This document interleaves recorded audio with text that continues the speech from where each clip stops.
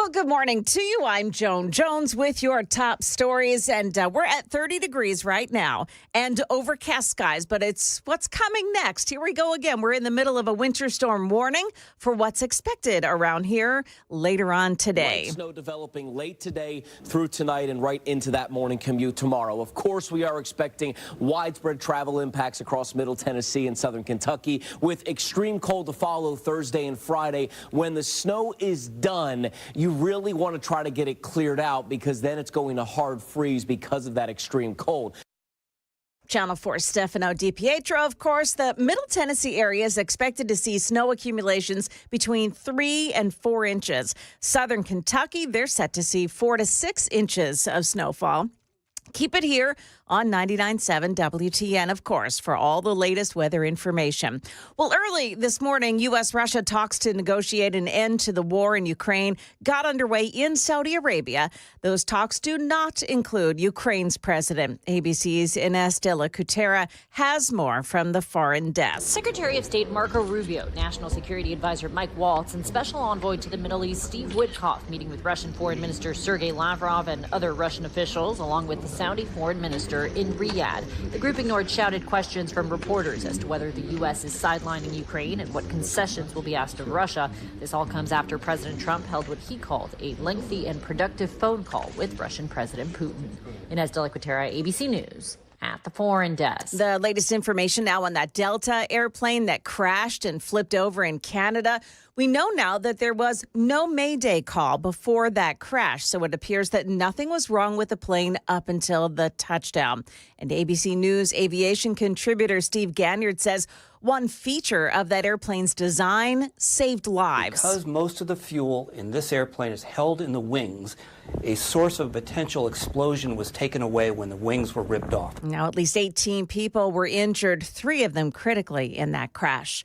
Market numbers brought to you by Beacon Capital Management, online at beaconcm.com. Stock markets were closed in observance of President's Day, a federal holiday. Global markets closed mixed as investors weigh future tariff moves from President Trump. The president has threatened tariffs on semiconductors because he wants production returned to the U.S. Mexico President Claudia Sheinbaum says she wants Google to fully restore the name of Gulf of Mexico on its Google Maps or file a lawsuit. President Trump has renamed the body of water Gulf of America, but U.S. naming rights only go a few miles into the Gulf, where territorial waters end. Chuck Sievertson, ABC News. Stock futures pointing up now. We've got Dow futures plus 47, NASDAQ futures gaining 83, S&P futures, they're up 19 points. That is the latest news. Traffic and weather still to come here. I'm Joan Jones, WTN News.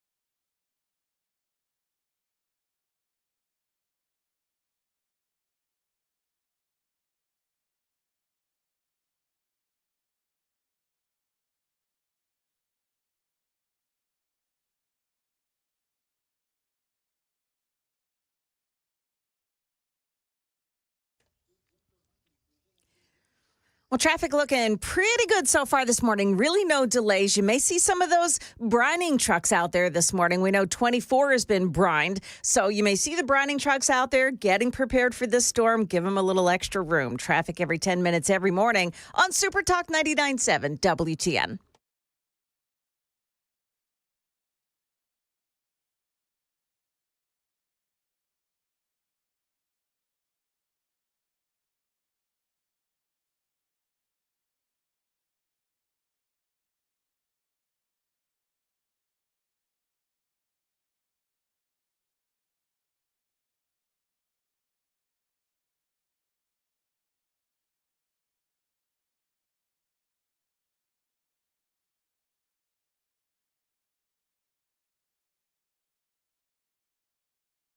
Information fueled.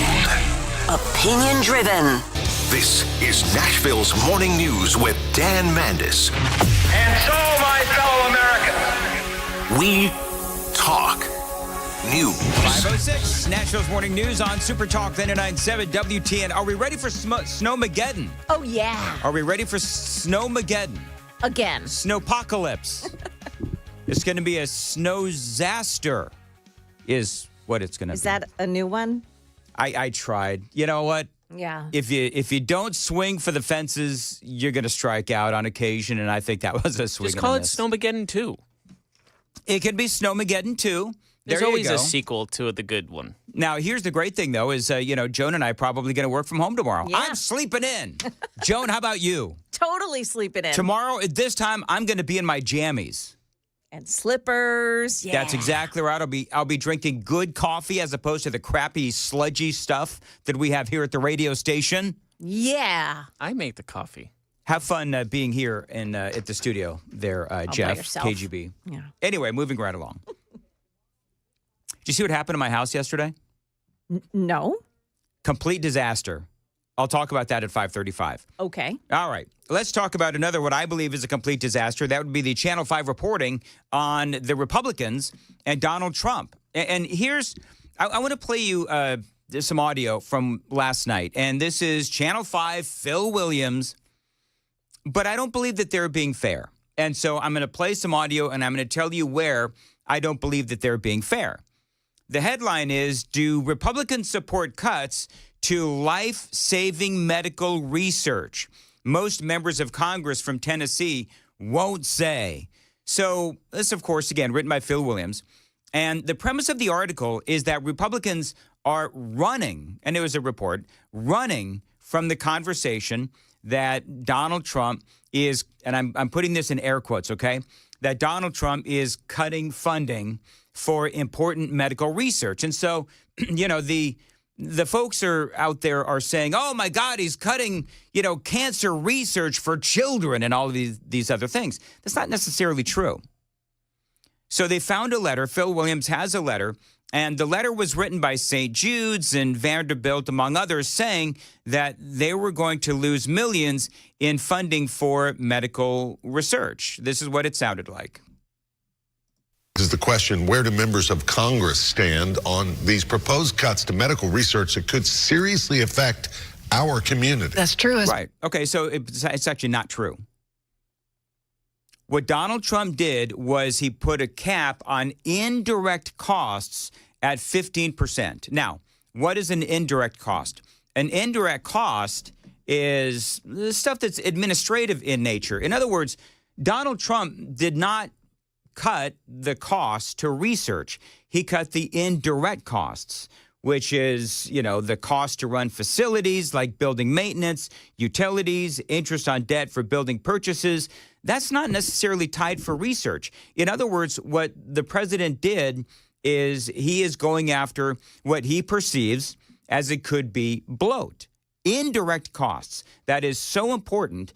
The way the Channel 5 introed the story. This is the question, where do members of Congress stand on these proposed cuts to medical research that could seriously affect?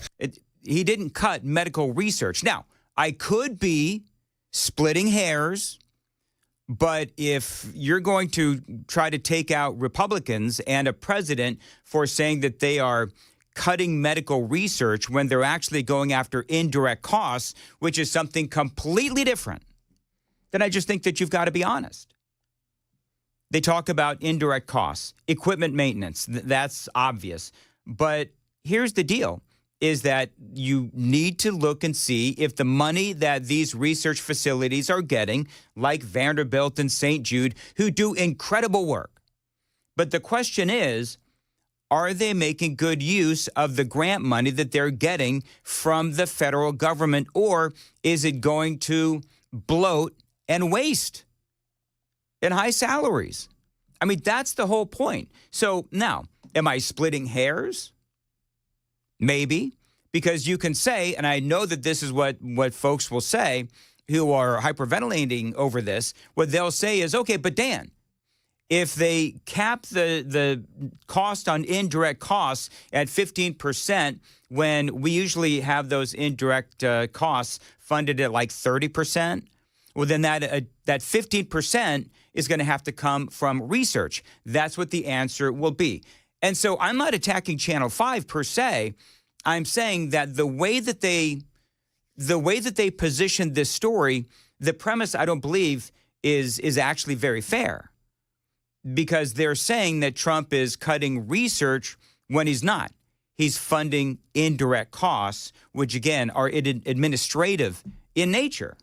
Library services, which is access to medical journals and science journals and database and so forth. Again, we talked about administrative expenses for staff not directly tied to research. This is like human resources. This is accounting. This is general administration. That's where, you talk to people who know this stuff, and that's where a lot of this bloat is. So all of this, the proposed cuts that Donald Trump is talking about, and Elon Musk and Doge is talking about, it all seems to be operational in nature, nothing directly tied to research. But again, the obvious answer to all of this is that you take away those general operation funds, then there is less money for the overall goal of research. But, Phil Williams was lamenting that the Republicans are not responding to him with an answer as to do they or do they not support these cuts to medical research. Listen to what he says about Senator Marsha Blackburn. Now, credit to Senator Marsha Blackburn's office, which at least responded with a statement from a spokesperson saying, quote, the goal is to allow taxpayer dollars to go towards life-saving research, not inefficient administrative costs. Of course, that doesn't really answer the question, does she support these proposed cuts or doesn't she? This is what is so surprising. It's, again, the incredibly unfair setup question. Yes or no, Senator, do you stand by these cuts made by President Trump or do you not? Well, no wonder nobody is answering your phone calls, your emails, Phil, and Channel 5. It's because the way that you frame it, the premise is completely unfair. And so she actually answered the appropriate way. Senator Blackburn answered appropriately.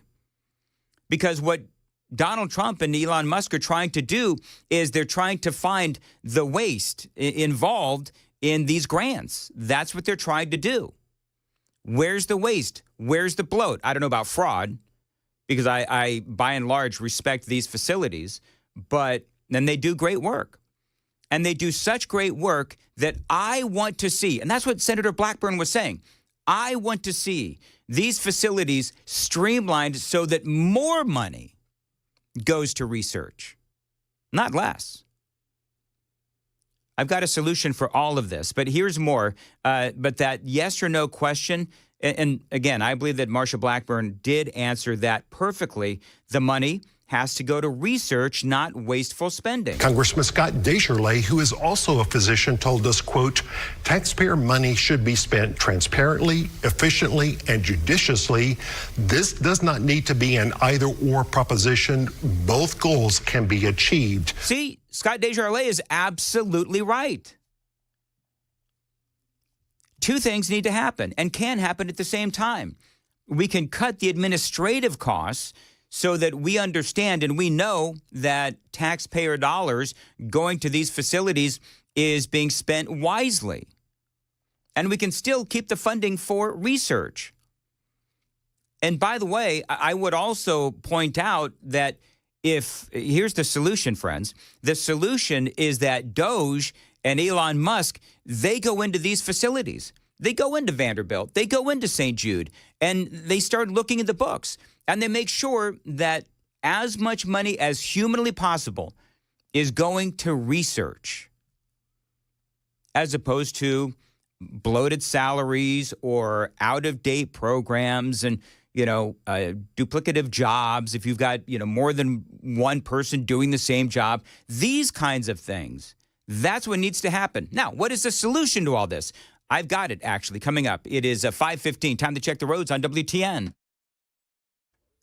Still no delays this morning as you're traveling in on the major roadways. It looks like everything is clear on 24, 40, and on 65 headed in. Traffic every 10 minutes every morning on Super Talk 99.7 WTN. Thank you very much, Joan. Weather today, a high of 37. We've got snow starting around midnight tonight. And basically, Joan, if I'm not mistaken, it's going to snow off and on. Is it all day tomorrow, or does it wrap up like maybe around 2 or 3 o'clock? Looks to me like it's not going to last all day. And it actually starts a little bit after dinner time tonight, according to Stefano DiPietro. And then it'll increase, probably intensifying right around midnight. And continuing throughout the day. So the snow is going to start around dinner time. Mm-hmm. Somebody might want to tell Stefano DiPietro that I eat dinner at like noon. Oh, yeah. So we're talking about 4 or 5 o'clock? Mm-hmm. All right, about 5 o'clock. He said after dinner time, so I'm thinking like 7. Okay, 7. I'm taking notes here. 7 o'clock is when. Yeah. When we got to get the galoshes out. The galoshes, the galoshes. snow shovel, right? The snow shovel. The salt. Here at Nashville's Morning News, we've got a big shovel, but it's not for snow. Moving right along. Thank you, Joan. Yeah. 5:17 on Nashville's Morning News on Super Talk 99.7. So Channel 5 does this big expose going after Republicans in Congress who refuse to answer Phil's question. Do they or do they not stand by Donald Trump in cutting medical research? And I've been explaining that what Trump is doing is he is putting a 15% cap on indirect cost, which is administrative. And so the reason why Republicans are not returning Phil's call is because of the way that they're framing this conversation. The framing of the conversation, according to Channel 5, is, do you support President Trump and Elon Musk cutting medical research that could save the lives of children? I could frame it in a completely different way. I believe that what Donald Trump is trying to do is he's trying to ensure that the money that is coming from the federal government into these various universities and research facilities is being used wisely so that more money goes to research. I mean, the accusations, and we've all seen the accusations. If you pay attention to people that pay attention to such things, bloated salaries, too many administrative costs, slush funds, and a lack of transparency. Those are the accusations. And here's the thing. We know that through Doge, we have seen a lot of waste. We have seen a lot of fraud. And we've seen a lot of irresponsible spending. And so it is up to the federal government to make sure that that money is being utilized wisely because it is for the kids. It is for medical research. And so make sure that the money that we are spending on medical research is actually being used for medical research. A response we got was from Democrat Steve Cohen over in Memphis. Quote, this is not the kind of cost saving Americans want because it is sure to cause unnecessary harm.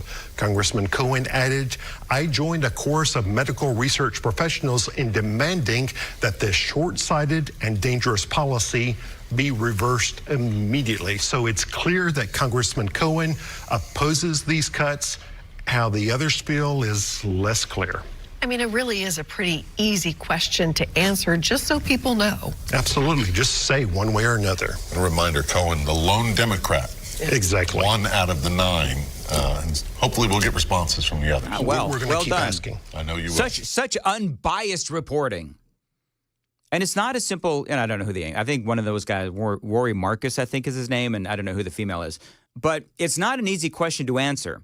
And I think that is what really angers me about the way that this story is presented on Channel 5 is, number one, I mean, let's go right back to the first soundbite that I played. This is the question, where do members of Congress stand on these proposed cuts to medical research that could seriously affect... Donald Trump is not cutting medical research. He is cutting indirect costs, which is administrative. So they're just, in my opinion, they're not being fair in how this story is being presented. By the way, the Super Text line is open, 615-737-9986, 615-737-WWTN. By the way, I'm trying to get one of our esteemed members of Congress to come on the show this morning and talk about, the nuance of this story and how Channel 5 is presenting this story, which, again, I don't want to be too unfair to Channel 5. I don't think that they're not being very fair in how they're reporting this. And clearly that the last cut that I played for you before the first cut that I played, they're basically taking out Republicans and saying it's an easy question to answer. Why the Republicans won't answer is, so on and so forth. And to me, I think that the reason why Republicans aren't answering you is because of the way that you are framing the question. So if you watch us on YouTube, if you would, like us and follow us on YouTube and subscribe to it and tell your friends about us as well. You can take the Daily Dan poll. And I chose the Daily Dan poll way early this morning, so I will tell you, KGB, I don't even remember what the Daily Dan poll is this morning. What is it? It is Elon Musk and Doge have found millions in Social Security benefits paid to long-dead Americans. Is this incompetence or is this fraud? Oh, is it incompetence or is it corruption? Maybe I want to change that. Do I want to change it to this whole cutting the funding to NIH and putting a cap on indirect costs? So my phone going off at 1 a.m. when you sent this does it just off to the wayside now? I think so. Why don't we change it to the monologue that I just did? Because I think that's a better question. Cuts to NIH. Do you support Donald Trump's cuts to, whatever it is, indirect? We'll figure out how to frame it as we go to the break, because I do think that that's a more relevant question since, of course, clearly I'm covering it this morning. Super Text line is open, 615-737-9986, 615-737-WWTN. I think, Joan, that's why young KGB gets so frustrated with yours truly. Oh, that's just one of the many. Is that just one of the many? Yeah. All right, fine. I have a list at home I can send you. Do you have a list at home? Mm-hmm. Very good. All right. I don't even have time to do that. 5:23, and Joan Jones is in the WTN newsroom. Joan, what's coming up? Yeah, so we're going to have a little snow talk. What to expect, when, how much, all of those things. That's all coming up here at 5:30 on Super Talk 99.7 WTN.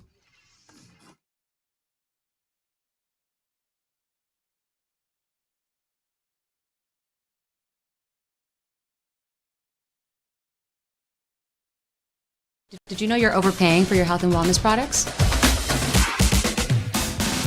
With over 20 company-owned brands offering its members vitamins, supplements, wellness, and skincare products, you're able to save up to 70% off retail. Members Nutrition can't change your life, but we can change the way you live.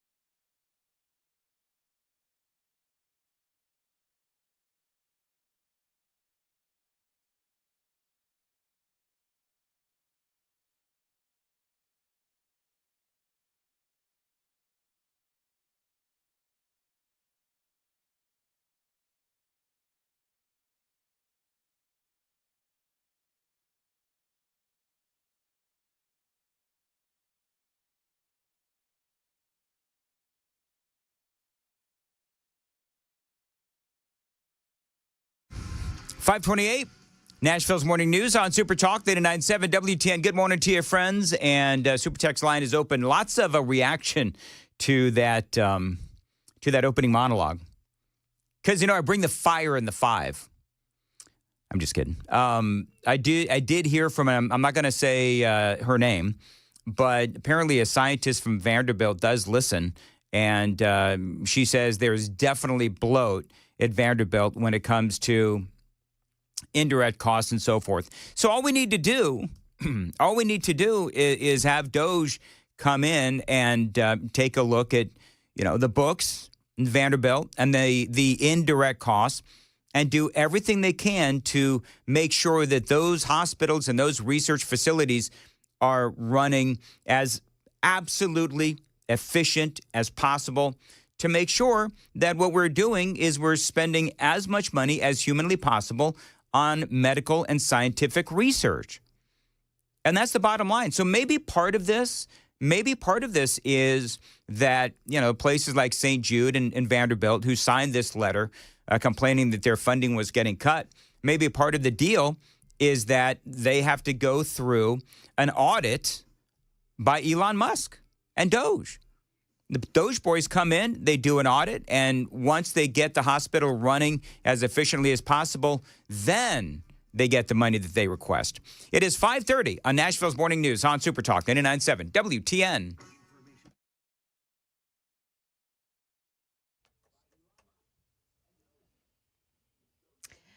Well, hello there. It's 5:30. I'm Joan Jones with your top stories. We're overcast skies for now, 30 degrees, but the snow should begin falling around dinner time tonight, just after that.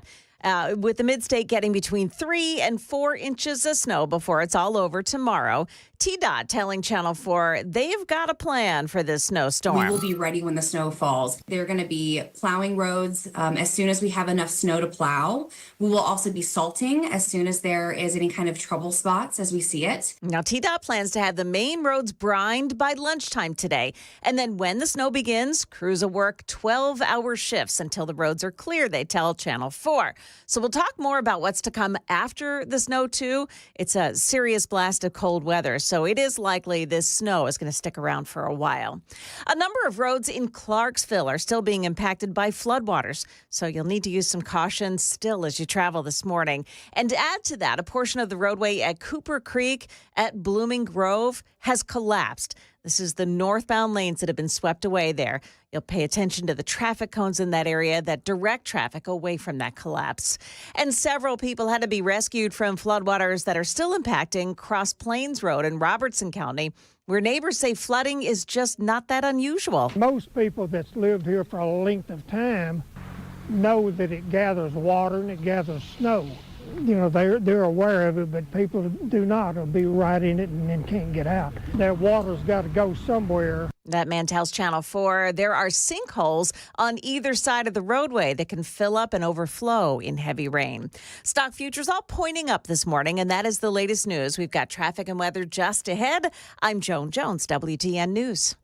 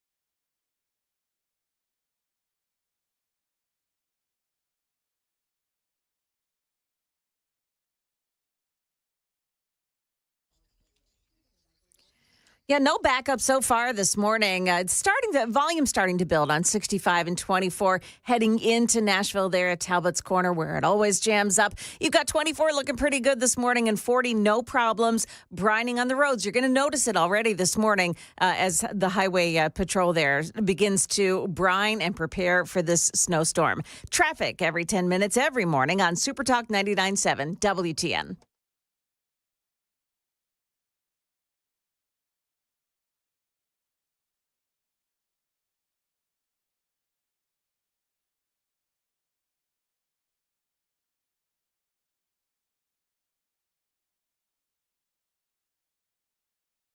.536, Nashville's Morning News on Super Talk 99.7 WTN. Cringe alert, just so you know. Wait, she's back? Cringe Not alert. cringe. Oh. Not cringe Jean-Pierre. Oh, gotcha. But definitely the Cringy. Democrats and their cringe. Yeah. So wait till you hear this. It is coming up. So just very quickly yesterday, because people are asking me on About your house. the socials about my house. Yeah. So, number one, most days I go straight home after a quick trip to Starbucks. Yeah. Yesterday, I decided to lollygag. Oh, It was the lollygag. wrong day to lollygag, man. Amy calls me and she says, "Where are you?" Right. Oh, you just And I'm almost just gave like- her away for her language. So honey, I'm coming home. It's there. Water is leaking from the top floor down into the basement. No. Yeah. So if you look No. at my Facebook page, Dan Mandis Show, we took a picture, and you've got the insulation, the pink insulation is dropping down, and water is just like everywhere. Oh, my gosh. And so I, of course, am not home for all of this because I'm lollygagging. And I never lollygag. I'm not a lollygagger. Yeah. But you know what? I lollygagged on the wrong day. So not only am I, hearing my wife's incredibly irritated call, "Where are you?" But also I had water in my basement. So, and as folks know, that's where my studio is. Yeah. So my studio, thankfully, seems to be okay because that's where I'm going to be broadcasting from tomorrow. But, I mean, now we've got the big fans in there, and we're trying to dry the whole thing out.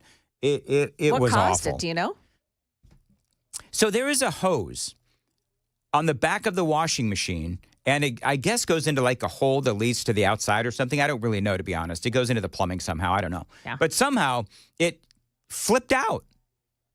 Oh. And it was leaking all over the utility room, and then of course the utility room is right above, the basement. Yeah. And so it just, our paneling and all that, it is so gross. It is so gross. So and that's why I got to work this morning. All right.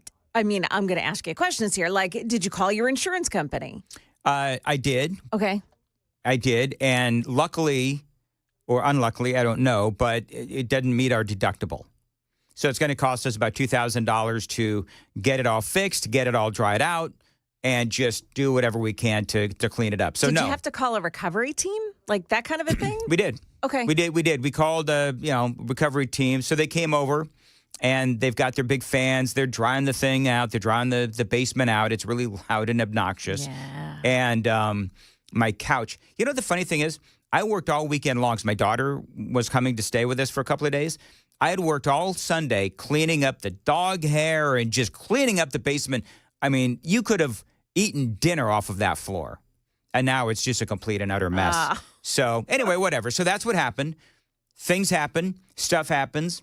And I'm blessed that I didn't have 5 feet of water in the house. Yeah. And so that's what I'm focused on, is the good part, which is the fact that Amy did forgive me for lollygagging, and we were able to get the basement dried out. Well, why is that your fault, though, for lollygagging? Just, you didn't know. No, I didn't know, but just... Listen, go with it. All right. She was upset. She's blaming him. So have you noticed, Joan, Yeah. that young Jeff is so naive when it comes to things like marriage? Yeah. Sometimes, Jeff, as Joan said, you've just got to go with it. If you're a man and you've got an upset wife, 2 words could save your marriage. I'm Yes, dear. sorry. Oh, I was going to say yes, dear, but also So 4 words. yes, dear, and I'm sorry. And that's what you got to do sometimes. And it's fine.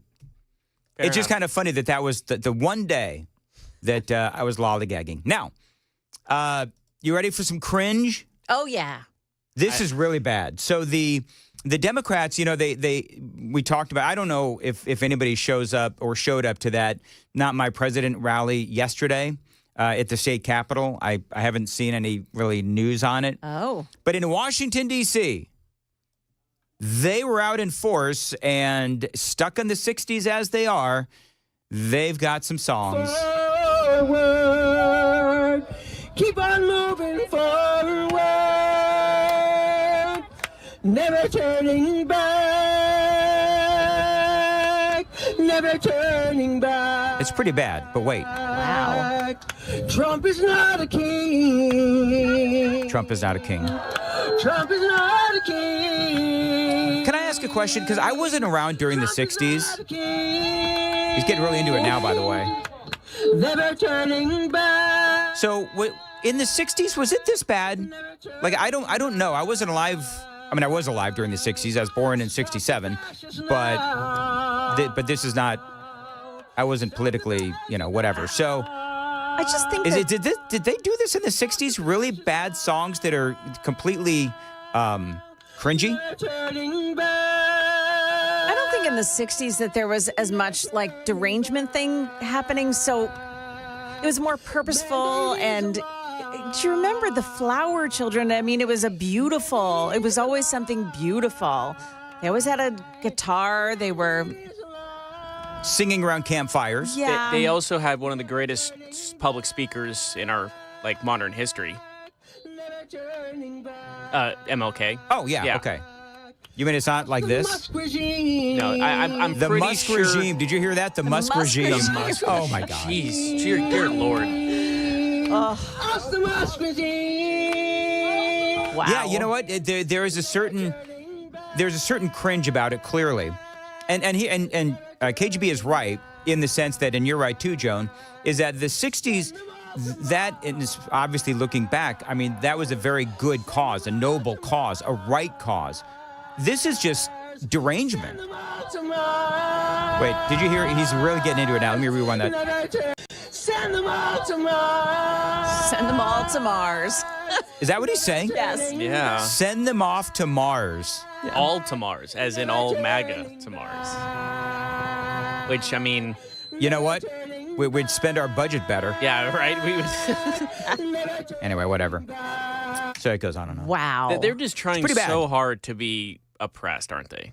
Well, they are, and here's the thing, is that, and this has been a conversation going on the last couple of weeks, is that, and by the way, we ought to do, we'll do when, during the 835, the crisscross. The crisscross. We should get all of the songs that we can find and ask folks, what is the cringiest? Is it, Never Turning Back? Or is it Whose Side Are You On? There was that one. I don't know if there's been others that are out there, but this is what they're doing. They're kind of stuck in the 60s. And you know what the thing is? And again, the 60s far different than where we are today, where today, literally, we're talking about efficient government. That's what we're talking about.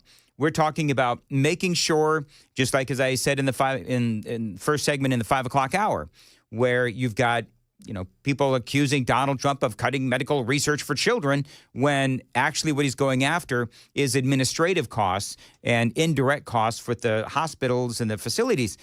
But the bottom line is that they're taking this story of Doge and they're trying to make it into some sort of a civil rights era kind of a thing. And it's not. It is literally about saving taxpayer money and bringing attention to the crazy spending that our government has been doing. And I don't understand why they look at that and they try to say that is some sort of a Musk regime or that we're never going back and all these other kinds of things. It just doesn't make any sense. Trump is not a king. Trump is not a king. Yeah. So somebody on the super text line 6862 said, they were all on LSD in the 60s, but isn't it crazy like how that feels kind of nostalgic right now. The LSD hippies feels a little nostalgic compared to this deranged You have to be on bunch of LSD to people. like this. Stop the fascists now. What did it say? Stop the fascism now? Yeah. Anyway, there. I would rather take LSD than listen to that again. So for people not watching the super text line, I just looked right at KGB and turned it back up. Yeah. I think we're done though. If that is like the equivalent of a middle finger, I don't know what else is. So yeah, the problem is that they're not answering the questions. They're not answering the questions about, in my 6 o'clock hour, we're going to talk about more of the discovery. We brought this story to you yesterday, and sort of in its infancy, where they have found rampant fraud and abuse within Social Security. And so we got off the air yesterday, and again, that story was just percolating. We now have a lot more information, which I'm going to get into that. But they're not answering the questions. They're not answering, okay, so what do you say about the fraud in Social Security? What do you say about all of the crazy spending on propaganda across the world? I mean, these are legitimate questions that Mr., we are not going back or moving forward, whatever it is. Trump is not a king. Okay, can you put down the bullhorn and tell me what you think about this? Can you tell me what you think about this kind of crazy spending, and do you want that to continue? They don't sing about that. They just sing about, this nonsense about Trump is not a king and all these other kinds of things. So, and by the way, clearly Donald Trump is not a king. You know what the answer to that is? Hey, you jackhole. Donald Trump won both the electoral vote and the popular vote. Jackhole. Jackhole. Do I hit the dump button for that, or No, I think that one's okay. That's okay, Joan? Yeah. Joan is, of course, the officially designated by the host, the mom of the show. Yeah. Well, she's got the FCC words probably hung up somewhere, so we make sure we're good. I need to get my FCC words hung back up here. I got in trouble the other day. Moving right along. Oh, you did? Drama. When I was not here? I don't remember what you said. I didn't. It was a while ago. Mm-hmm. And I didn't say one of the 7 dirty words. Okay. I did not say one of the 7 dirty words. Did you dance around one of the 7 dirty words? There may have been a bit of a dance around one of the 7 dirty words. But it's a word that I hear all the time in talk radio. It just so happened the wrong person was listening at the time. So, and I get it. That's the problem. So it's I'm the moving wrong on. person. It's not you. It's That's the wrong exactly person. right. Gotcha. It's exactly right. So they need to, all the people of authority need to stop listening. Listen to this real quick.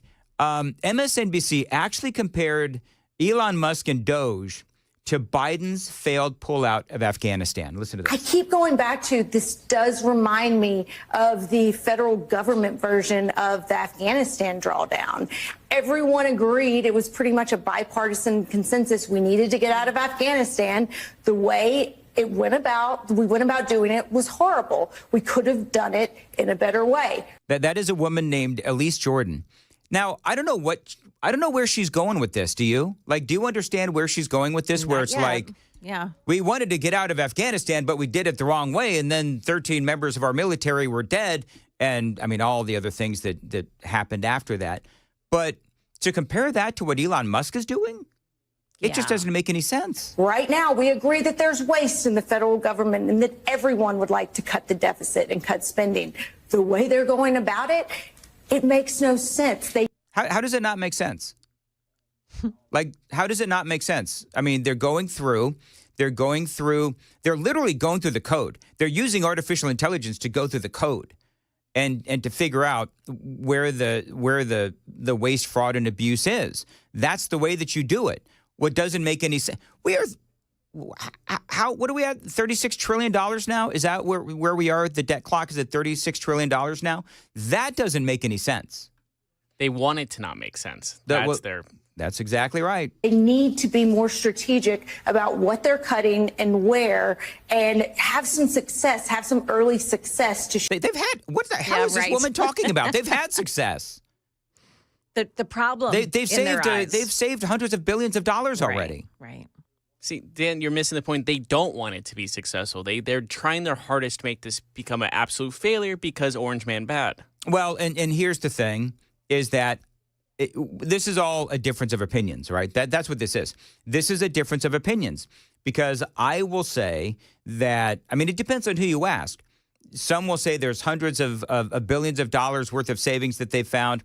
Others will say it's 60 billion. Others will say it's 30 billion. But to say that they have not found fraud, that's insane. That is insanity. Show that the mission can continue before you just decimate and hollow out critical areas like nuclear security. So, yeah, and I will say, we'll talk about that nuclear security thing in the 6 o'clock hour. So anyway, the bottom line is this is MSNBC. So they've got their own perspective. And of course, we've got our perspective. But to me, they have seen success. They have found success. And so for them to say that there has not been early successes, I think that is obviously incredibly biased. But you know what? MSNBC, this is what they do, and they're going to continue to do it. Wait till you hear, coming up in the 6 o'clock hour, wait till you hear the rest of the story with Elon Musk and all that they found related to Social Security. That and a whole lot more straight ahead. 5:52. And Joan Jones is here with an update on what we're going to be updating you in the news at 6 with an update.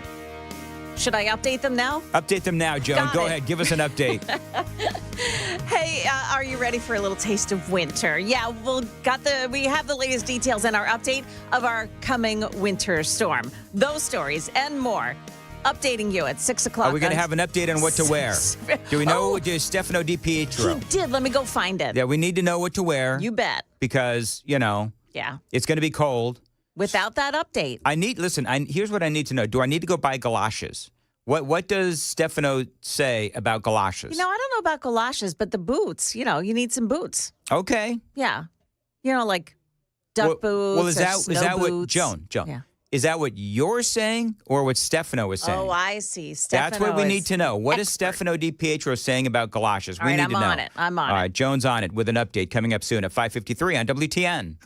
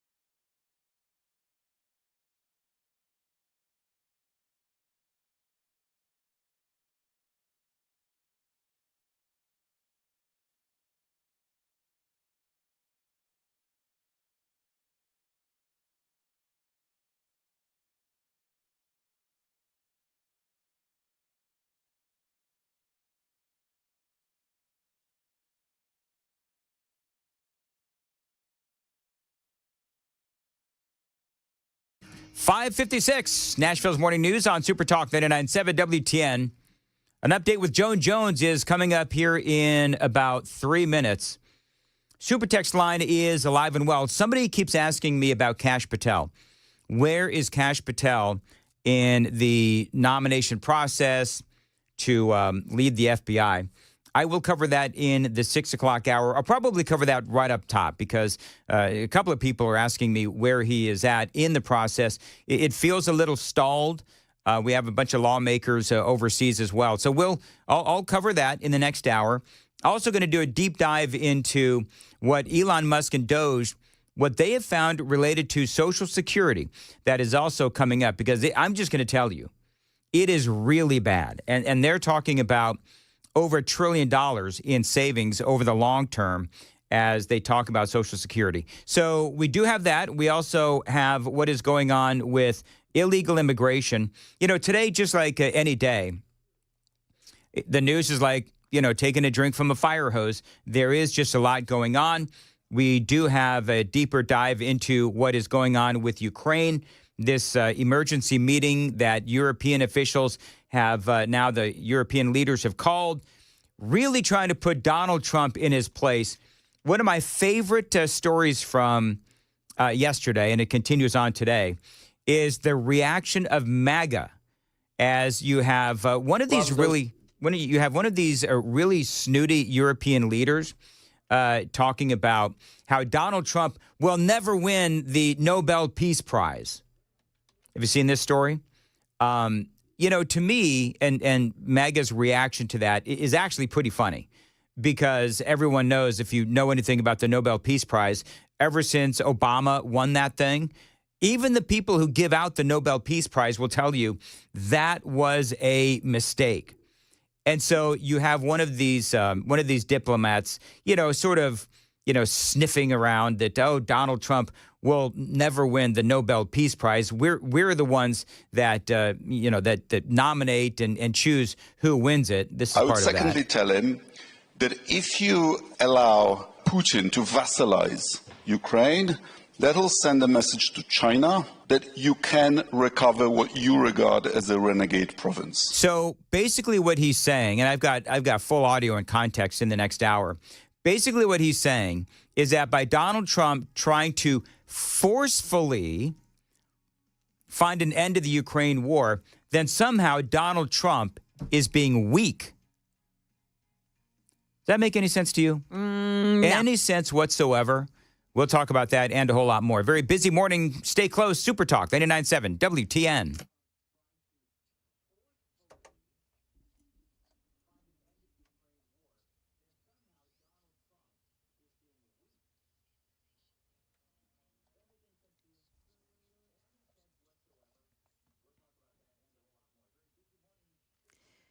Good morning, 6 o'clock now. I'm Joan Jones with your top stories. The National Weather Service issuing a winter storm warning for parts of Tennessee and southern Kentucky ahead of expected snowfall. Now, Channel 4 Stefano DiPietro says you do still have time to make the bread and milk run at the grocery store because the snow doesn't begin to fall until later. The evening hours, a lot of us that'll be after dinner time, and then continue through our night tonight into very early tomorrow morning, which means impacts for widespread areas for that morning commute tomorrow. Then extreme cold is going to follow Thursday into Friday. That is going to bring about a hard freeze, turning some of this snow potentially into ice for Thursday and into the day on Friday. Now, at the moment, the winter storm warning is for areas north of I-40. It's a winter storm watch to the south of I-40. But what's really important here is that we're expecting accumulating snow for all of us. Keep it here on 99.7 WTN. We'll have all the latest snow information for you. And just in case you need it, like Dan needs it, Stefano has some fashion advice for you. Jacket, long pants, long sleeves, hats and gloves. Those certainly a good idea with the cold weather coming. All right, so there you go. Did you get it? I forgot my gloves and I forgot my hat. And somehow, Joan, I managed to make it to work on time. And I think you're going to be okay. I really do. I think I'm going to be just fine. Okay. All right. In other news, a Clarksville man has been arrested after police found drugs in his car. Lebanon police say they got a call from a concerned citizen about a man who appeared to be passed out behind the wheel of his car. Now, police did find this guy. He was on North Cumberland Street, and yeah, he was passed out. Police found about 3.5 grams of heroin in his car. Lebanon police say this is exactly why they encourage people to call police if they see something suspicious. In Kentucky, floodwaters are receding, but the rescues continue there. The death toll from the weekend rains now stands at 11 in Kentucky, where nearly 250 people were rescued by helicopter yesterday. This woman tells Channel 4 that the flooded out parts of a roadway that she was on are sometimes not visible right away. I went from driving on no rainy puddles, like the road looked fine, to it was just all over my windshield. I went to put my car in reverse, and I was hitting the gas to try to back up, and the car was already in it. Like, it was just that quick. And she said she ended up having to swim to safety. Market Numbers Report now brought to you by Beacon Capital Management, online at beaconcm.com. Floor traders headed back to work after a 3-day weekend will find stock futures higher at the opening. The major averages all scored advances last week, the NASDAQ composite rising 2.5%. At least one Federal Reserve governor is open to more interest rate cuts this year. Christopher Walker says the Fed should consider reductions if inflation continues its downward trend. Many Fed analysts are banking on just one cut this year. For the first time in its 53-year history, Southwest Airlines is getting ready for mass layoffs. The carrier plans to trim over 1,700 jobs from its headquarters in Dallas. That's about 15% of Southwest Airlines' corporate workforce. Krispy Kreme and Hulu are teaming up to satisfy two guilty pleasures, movie snacks and donuts. The donut chain and the streaming service have designed a donut collection inspired by caramel popcorn and one packed with candy pieces. Jim Ryan, ABC News. Just what we need, a little more sugar. Dow futures right now are plus 54. NASDAQ futures up 81. We've got the S&P futures gaining 20 points. Well, you know what today is, don't you, Joan? Tell me. Today is officially Eat Ice Cream for Breakfast Day. And I brought eggs. What's wrong with me? You know what? Ice cream would have been a lot cheaper. It would have. You're right. That is the latest news. We've got your traffic and weather next. I'm Joan Jones, WTN News.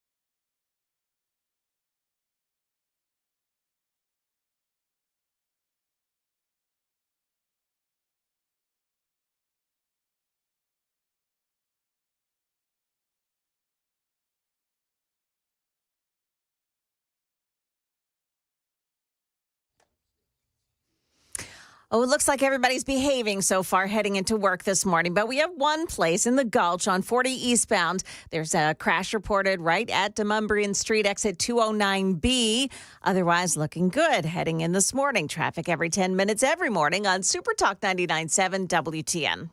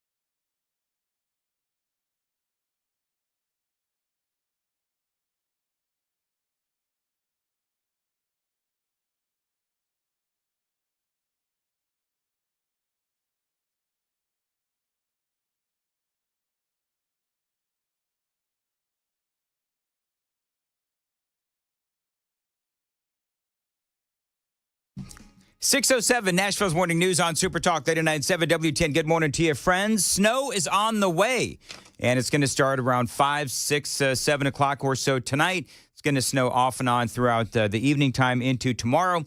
Your complete forecast is coming up right here on Super Talk 99.7 WTN. A Doge update, by the way, coming up in this hour. Probably at 6:25. That's when I'm going to do this. At 6:25, you know, Frank Luntz, he is very, very left-leaning pollster, very famous as well. And he is now saying, as all of these folks in the media hyperventilating over Doge, hyperventilating over Donald Trump, and hyperventilating over everything that they are exposing about Washington, D.C., Democrats who voted for Hillary Clinton, Democrats who voted for Barack Obama, Democrats who voted for Bill Clinton, who are now supporters of Donald Trump, they love what the president is doing. I've got the must-hear audio coming up at 6:25 on Nashville's Morning News on WTN. Now, yesterday, I told you about this story. It had kind of come out over the weekend, late Sunday night, where Elon Musk and folks within the Trump administration were talking about Social Security fraud and how there was a lot of Social Security fraud, including people that were really old. You know, I'm air quoting really old. People that were like 150, 160 years old that were somehow still collecting Social Security. As Elon Musk and Doge, they go in and try to root out the waste, fraud, and abuse. And so now the headline is this: Social Security fraud. Nearly 1.5 million Americans listed as over 150 years old. 1,041 Americans have been listed as over 220 years old. Now, Stephen Miller is a policy advisor for Donald Trump. He was on Fox. As we know, there's a massive amount of fraud in this country. You have, for example, foreign fraud rings. These are foreign nationals who come into the United States. They use fake Social Security numbers. They use fake identities to steal billions in taxpayer benefits. So this is, I mean, you hear Stephen Miller. He's literally talking about rings of corruption and abuse, where people are systematically taking advantage of the system. So what do you know? Anybody shocked? Obviously, we have a lot of people who are getting Social Security who are dead. And so who knows where that money is going?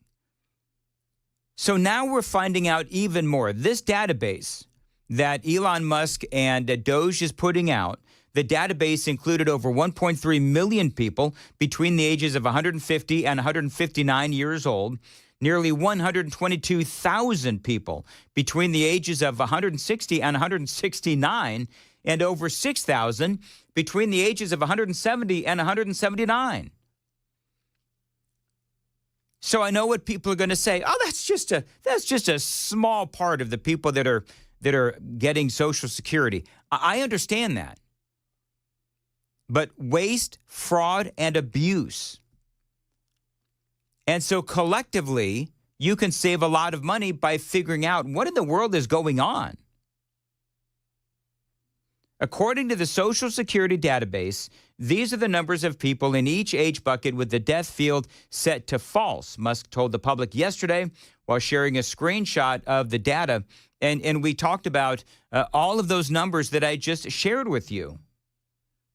I love what his quote is. Elon Musk, when he was exposing all of this, maybe Twilight is real and there are a lot of vampires collecting Social Security. There's no way to know until Doge gains full access exactly how much money we're talking about. But over a 10-year normal budget window, you could be talking about saving over $1 trillion by clamping down on massive fraud in our tax and entitlement systems, including, again, those carried out by organized fraud and theft rings. So that's where they're going now. They're going after the incompetence, but they're going after organized theft rings, where obviously you have organization, a group of people that are doing everything they can as an organization to rip off Social Security. And so then, of course, my next question is who? Who is doing this, right? Is it like a foreign nation? Is this people working within the federal government who figured out how to game the system? Is this a particular political party? Because can we all just be honest about which side of the aisle is screaming bloody murder? That Elon Musk is exposing all of this? Well, it's obvious it's the Democrats and some, in my opinion, corrupt Republicans as well. So whoever is screaming the loudest are the ones that we really need to look at as far as Stephen Miller says, these organizations, these organized organizations that are ripping off Social Security. One person listed on the Social Security rolls between 240 and 249 years old, another between 360 and 369 years old. So obviously, there's a lot of mistakes. There's a lot of corruption. And that is, of course, the question. You know, do you think that this is corruption? Or do you think these are innocent mistakes being made by the federal government? What is it? The records from Social Security indicated that there are actually more than 7.4 million Americans alive today between the ages of 130 and 149 years old. By the way, do you know the Guinness Book of World Records? Do you know, Joan, how old the oldest living person has been? I think it's 121 was the oldest person. And you're almost there, 122. Yeah.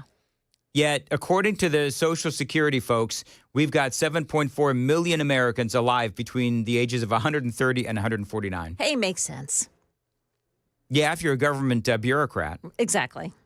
And we should probably not look into that, right? I mean, well, listen, again, why are you people screaming? Why are you marching in Washington, D.C. about how you're not going back and, you know, Donald Trump is not the king? Well, you're right. Donald Trump is not the king.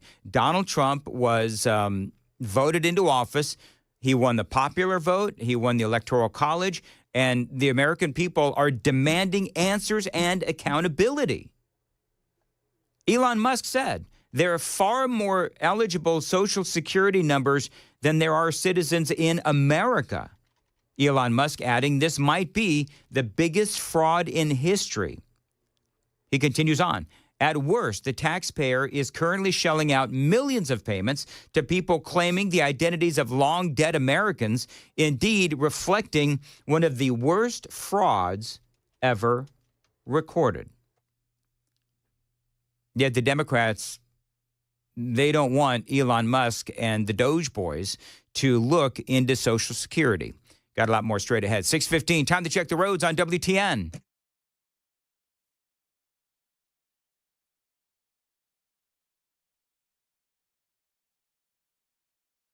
Delays on 440, 840 running accident free. I'm Christy O'Brien. 6:15 on Nashville's Morning News. As far as your weather today, cloudy and snow is going to begin around 5, 6, 7 o'clock, right around there. And it is going to snow off and on throughout the night into tomorrow morning. We've got a complete update coming up at 6:30 right here on Super Talk 99.7 WTN. So, yeah, the Democrats, of course, you know what they're doing. They are screaming that Elon Musk, he doesn't have the authority. He's not qualified. Donald Trump is breaking the Constitution. All of this nonsense. And yet nobody has anything to say about the waste, fraud, and abuse that is at the top of the headlines right now on outlets that are actually reporting on the news that we've got millions of people, according to Social Security, who are getting Social Security that are between the ages of 130 and 149 years old. Here's more with Stephen Miller. A very important point in all this is to understand that our subordinate staffers of the federal government, they are political appointees, just like me, just like everyone else in the White House, that serve and answer to the president. So we're not talking about an outside private entity. We're talking about the existing federal staff of the federal government performing their statutory and constitutional duty. There you go. Now, we have one fewer of these political appointees because word is now the top official at the Social Security Administration has abruptly resigned. This is from the New York Times. The resignation of Michelle King, the acting commissioner, is the latest abrupt departure of a senior federal official who refused to provide Elon Musk's lieutenants with access to closely held data. Now, remember, this is from the New York Times, so when they say Mr. Musk's lieutenants, it seems to me like they're trying to make this into something that is more sinister than it is. Elon Musk is trying to simply save us money. They say Mr. Musk's team has been embedding with agencies across the federal government and seeking access to private data as part of what it has said is an effort to root out fraud and waste. Listen to how they're wording this. Do you listen to the buzzwords of the New York Times? Mr. Musk's team has been embedding with agencies across the federal government and seeking access to private data as part of what it has said is an effort to root out waste and fraud. That's not what they have said that is the effort. Not what they're claiming, New York Times, it's what they're doing. So now you have people within the federal government who say that all of this is simply not true and that Elon is making all of this up. I mean, that's what they're saying. That he has no evidence of any of this and that it's all just a big lie, which is an incredible accusation. It does seem to me like if he's going there, then he's got the receipts and he's got the proof. Now, I have a feeling what's going to happen is once everything is settled and once we find out everything, it's going to be not as bad as Elon Musk says, but it's going to be a lot worse than we want. I think it'll probably fall somewhere, but we will save, at the end of the day, we will save, I believe, trillions of dollars. But the lack of transparency and the fact that you've got these folks on the left who are screaming bloody murder about not wanting to give Elon Musk access, to me, tells you all you need to know. I mean, Elon Musk has, how much money does Elon Musk has? It's like billions, right? Richest man in the world. So I don't believe that you can sit here and say, well, he wants everybody's social security numbers. You know what, Elon? Take my social security number and save a bunch of money on social security so that it is there when my time has come. That's what people are saying. We want social security to be there when we get old because we've been spending our entire lives paying into it. And it would be nice if it was there for us when we retire. Do you know that the Social Security payments account to about $1.5 trillion, or 1/5 of the annual spending in America? That's a lot of money. So if they continue to uncover all of that fraud, that is going to be an absolute massive savings. More on this straight ahead. Super text line is open, 615-737-9986. Also coming up, how do those red-pilled Democrats, you know, the ones that voted for Biden, the ones that voted for Hillary, the ones that voted for Barack Obama, how do they feel after voting for Donald Trump in the last election? How do they feel things are going? We'll hear from a left-leaning pollster straight ahead. 621, Joan Jones is in the WTN newsroom. Joan, what's coming up? Yeah, we're going to have the lowdown here on where the snow is going to end up falling and how much everybody's supposed to be getting and what happens after the storm. Those stories coming up at 6:30 on Super Talk 99.7 WTN. Thank you, Joan. Dan Mandis here for my friends at Zero Res. Now, this is my carpet cleaning company. I love these folks. You know, I used to worry about the chemicals that carpet cleaning companies used on my carpets when I had kids. Now, that is why I started using Zero Res years ago. They clean your carpets with powered water. No harsh chemicals, no soap, and no residue. It is safe for kids and pets, and that is why I use Zero Res. Now, the science behind Zero Res and their water cleaning agents is much healthier than using those soaps and detergents that those other companies use. That is the Zero Res difference, my friends, and that is why I've been a customer of Zero Res for years. Using Zero Res will also help with smelly carpets and your allergies as well. Now, again, this is my carpet cleaning company right now, a great deal for the month of February. 3 rooms of carpets cleaned for $109. $109. Again, 3 rooms of carpets cleaned for $109. $50 off of air duct cleaning as well. Restrictions may apply. Call them for the Dan deal. 615-535-9376. 615-535-9376. Book online, zeroresnashville.com.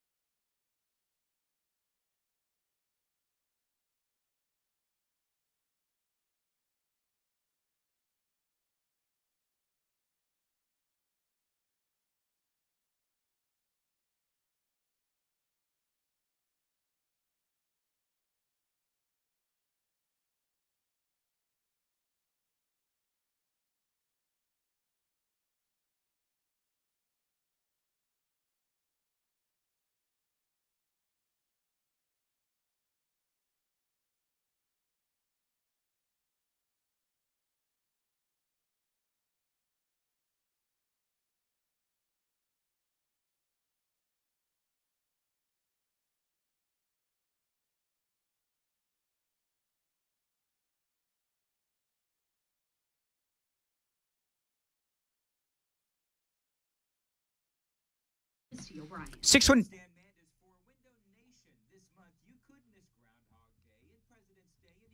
After this, some of you got something.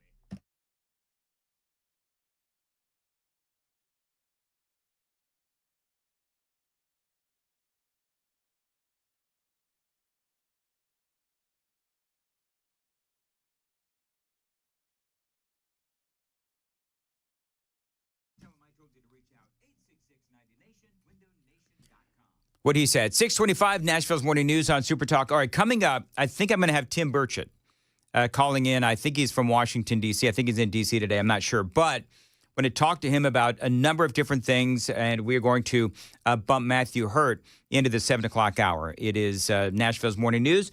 Big news for my friends at DT McCall's. Those gun safes are still sales tax free from DT McCall's. Now, you know that they are the largest Liberty Safe dealer here in the state of Tennessee, because of that free delivery and free setup. Now, other places are going to charge you $500 at least for delivery and setup in bigger models, $300 for smaller models. DT McCall & Sons, they deliver every safe for free every time, period, and no setup charge either.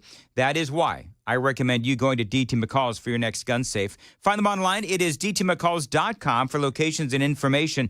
They've got 5 locations across Middle Tennessee: Carthage, Cookeville, Lebanon, Lafayette, and Franklin. Always online, dtmccalls.com.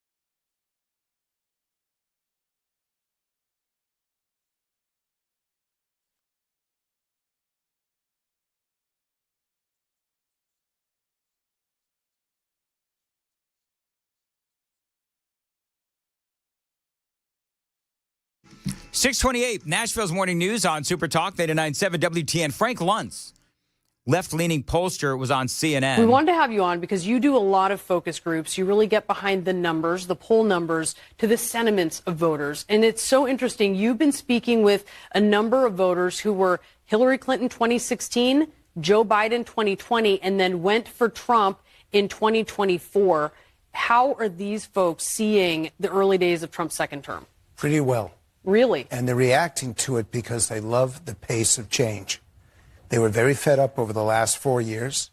They wanted action. They wanted results. They looked at prices. They looked at affordability, looked at immigration, and they didn't see anything happening.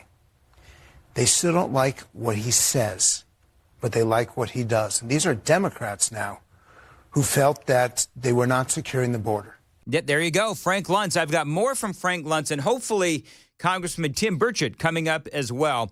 Still a lot to go right here on Nashville's Morning News on Super Talk 99.7 WTN. The Super Text line is open, 615-737-9986, 615-737-WWTN. Watch us on YouTube, Facebook, Twitter, Twitch, and at the website 997WTN.com.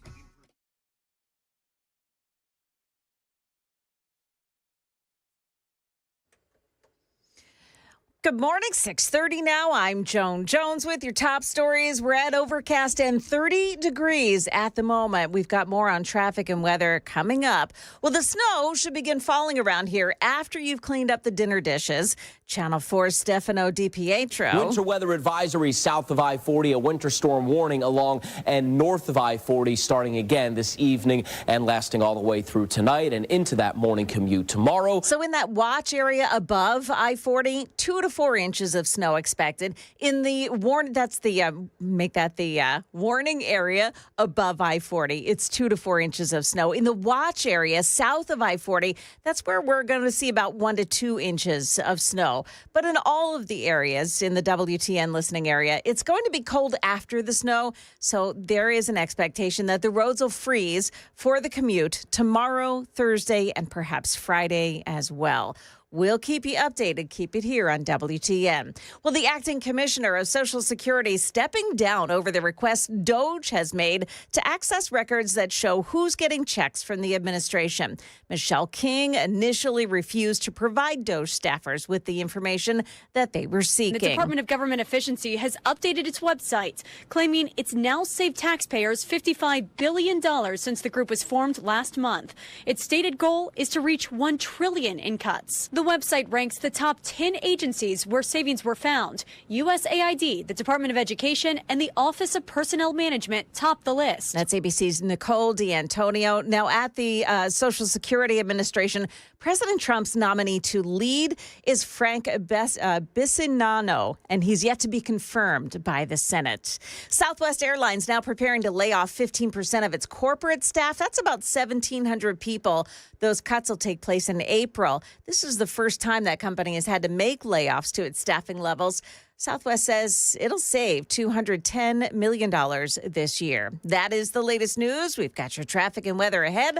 I'm Joan Jones, WTN News. Thank you, Joan. 632 on Nashville's Morning News. You know, my entire life I have dealt with the hassle of glasses and contacts. And sadly, as I've gotten older, my eyesight has been getting worse and worse. Issues driving at night, reading small fonts and halos around lights. It has been really frustrating. And I decided that I simply cannot keep living like this. That is why I am so grateful to have found Dr. Horn and the team at Vision for Life. Now, they've helped thousands of people take control of their vision. I am now one of them, and I've never seen better. After discussing lens replacement with Dr. Horn and how the procedure can correct both near and far vision while eliminating cataracts for good, I knew that I had to take that leap, and I have. I've been sharing my journey with you every step of the way. I am so happy that I did this. My only regret is that I didn't do this sooner.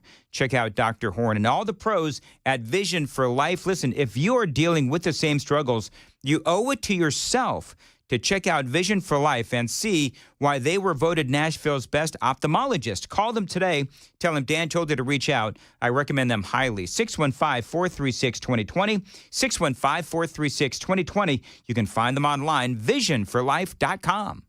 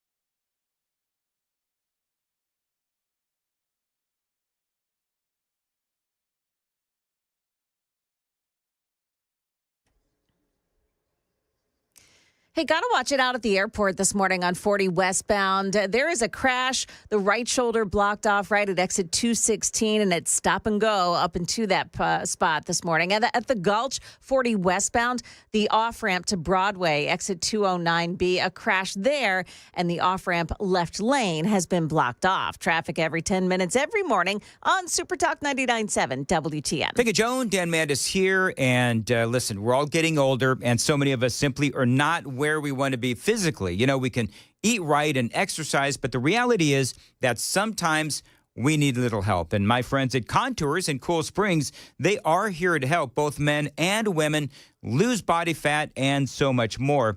Their ultra slim body contouring guarantees that you will lose a couple of inches, or that first treatment is absolutely free. I'm going through it. It is non-invasive, doesn't hurt, and the results are instant. I have gone through, and I am going through this process, and it does work. Now, you know that they also do facials. They're revitalizing, and their red light therapy is going to tighten your skin and restore your natural glow. So check these out. Now, remember, again, Contours is for both women and men, and you can check them out today online, ContoursLLC.com, ContoursLLC.com. You can also call them for information or to make an appointment, 615-236-9960, 615-236-9960. That website, one more time, ContoursLLC.com.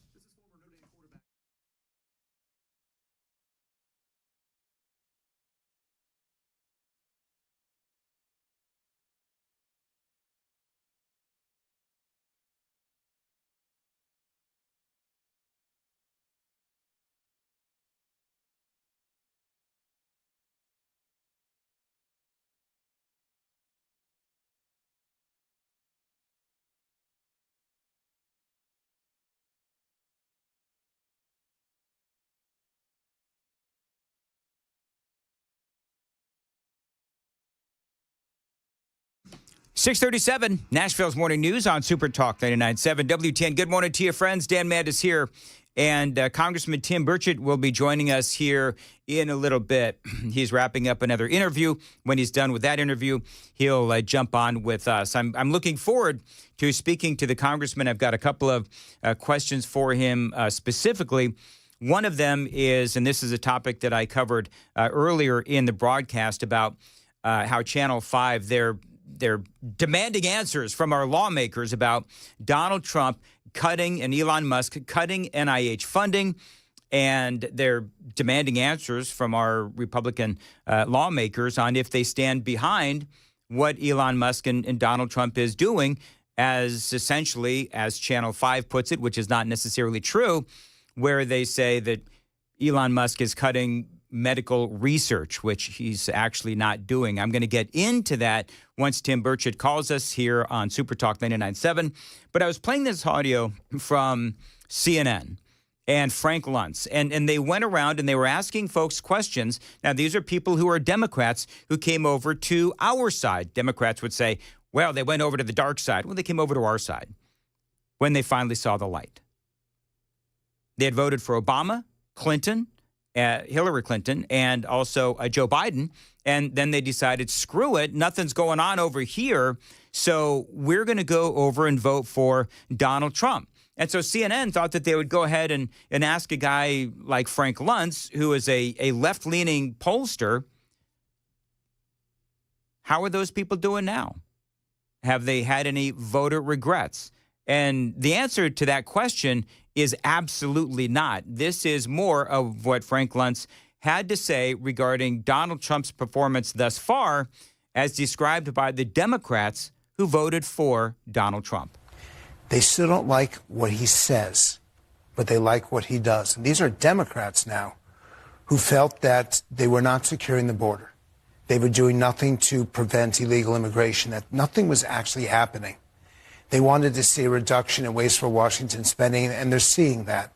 So what they tell me is, I wish you'd be a little bit less rude. But at the same time, they like what he's doing. They believe he's serious about it. And for the first time, they have confidence in the future. Can I ask a question? Has Donald Trump really been rude lately? Like, I don't know what Frank Luntz is saying. Donald Trump has been tame. Joan, would you agree with that? I am shocked, actually, that he has reined it in as much as he has consistently. Yes. It's not just a moment here or there. He has consistently reined it in. I've been saying that for, weeks now. You know who's being rude?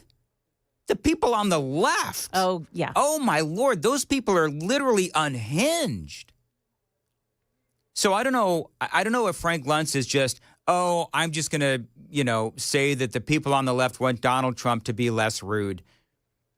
I'm flabbergasted that he said that. Yeah. But here's the thing. Basically, what they are saying is they like what Donald Trump is doing. They like the fact that Doge is running roughshod across Washington, D.C. They like that they're going through these agencies and they're finding waste, fraud, and abuse. That's what Donald Trump was brought in to do. And no, he's not being rude. He's not being rude in the least, but whatever. I'm not going to get hung up on that. Which is why you now see some significant shifts in the polling about the expectations for the direction in the coming years. It's a big wake-up call for Democrats. I'm waiting for them to get a message. I'm waiting for them to unify and to understand that to oppose and to be the resistance, which is what some of them use that phrase, that's not what Democrats in grassroots areas want from them. They may not want the approach that Trump is doing, President Trump, by the way, I now know to say President Trump, but they do want action, and they don't see action from the Democrats. No. All the Democrats are doing is they're running around and they're singing really bad songs, and they are the resistance. But what is the resistance? What are they?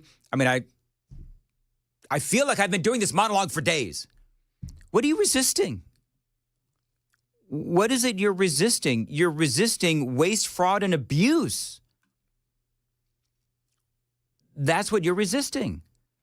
And it doesn't make any sense. And you're only making yourselves look bad. Now, Congressman Tim Burchett, I'm hoping that he'll call us soon. Listen, he's a busy guy. And in fairness to him, I called him at the last minute. So when he calls, I'm going to ask him a number of different questions. But number one on my list is this story from Channel 5. And I believe that they are presenting this unfairly. And so the headline is, do Republicans support cuts to life-saving medical research? Most members of Congress from Tennessee won't say. And of course, this is Phil Williams. And the premise of the article is that Republicans are running from this conversation. And so there was a letter written by St. Jude's and Vanderbilt and other places where they do medical and scientific research and so forth. And what they're saying is that they're going to lose millions of dollars in funding for medical research because Donald Trump and Elon Musk, it's Trump doing it, but he's putting a cap on indirect costs with these facilities at 15%. Remember that. Those two words, critically important. Indirect costs. Now, this is how Channel 5 portrayed it last night. This is the question, where do members of Congress stand on these proposed cuts to medical research that could seriously affect our community? That's true. No, it's not true. They're not cutting medical research. They're cutting the indirect costs, Channel 5. So what is an indirect cost? Well, that's a cost to run facilities like building maintenance and utilities, interest on debt for building purchases. That's not tied to research. They talk about administrative expenses when you talk about indirect costs. Okay, so those are administrative expenses, not directly tied to research. This is like human resources. This is accounting. This is general administration services kind of a thing. You can talk about equipment maintenance. I mean, that's obvious. Library services, which is access to journals and databases, general operations. In other words, what Trump is cutting or suggesting is a 15% cap on these indirect costs. Because oftentimes these indirect costs, when you look at it, they're like 30 to 40 to 50% of the funding. And so Trump is saying, no, we want that to be capped at 15% because he believes by his actions, it's clear that they believe that there's a lot of bloat involved in, some of these facilities like, Vanderbilt and St. Jude and other places who, by the way, they do outstanding work. Please understand, I'm a big fan of Vandy. I'm a big fan of St. Jude. But the reality is that there have been many accusations that places like this are bloated. And you have administrators that are making too much money. Some people have even said these facilities are slush funds. So my suggestion is, number one, let's be honest about what we're talking about, because in that intro that I just played for you, they say that Trump is looking to cut medical research. This is the question, where do members of Congress stand on these proposed cuts to medical research that could seriously affect our community? That's true. No, it's not true. That's not true. Now, I could be splitting hairs here, because if you take money away from the indirect costs, the indirect spending, well, then you would, I'm assuming these places would have to take money from the actual research and move it over to general administration services. But here's the thing, is that, number one, if they want their funding, then maybe what they need to do is they need to have Doge and Elon Musk go through their books and make sure that no money is being wasted, because I can very easily make the argument that what Donald Trump wants to do is he actually wants to make sure that more money goes to research to find cures for horrible diseases, by making sure that these hospitals and research facilities are as streamlined as possible and are as responsible as possible with the money they're getting from the federal government. Got a little bit more on this at 6:46. Time to check the roads on WTN.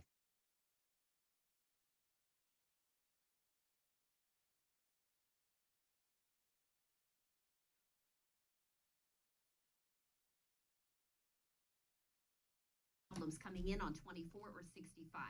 I'm Christy O'Brien. 6:46, Nashville's Morning News on Super Talk 99.7. Your weather today, a high of 37. Snow is coming around 5, 6, 7 o'clock or so, and it's going to snow off and on throughout the evening and into tomorrow. Your complete forecast is coming up at 7 o'clock here on Super Talk 99.7 WTN, talking about what Donald Trump wants to do, what he's being accused of doing with this cutting to NIH funding. And in this report from Channel 5, I thought was, deceiving. Phil Williams and a lot of these other folks lamenting that the Republicans are not responding to him with an answer to whether or not they actually support these cuts, the indirect costs being capped at 15%.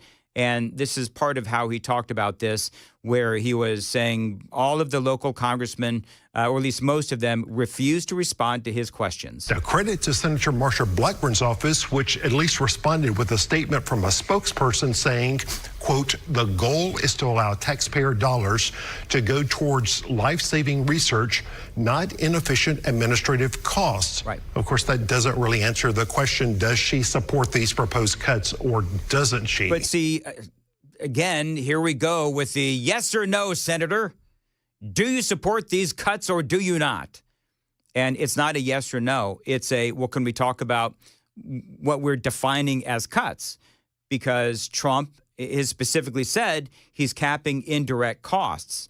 He's not cutting medical research. So let's be honest as to what we're talking about. It is not a yes or no question, because first you have to agree on the premise of the question.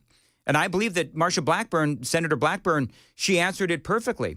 The money has to go to research, not wasteful spending. Congressman Scott Desjardins, who is also a physician, told us, quote, taxpayer money should be spent transparently, efficiently, and judiciously.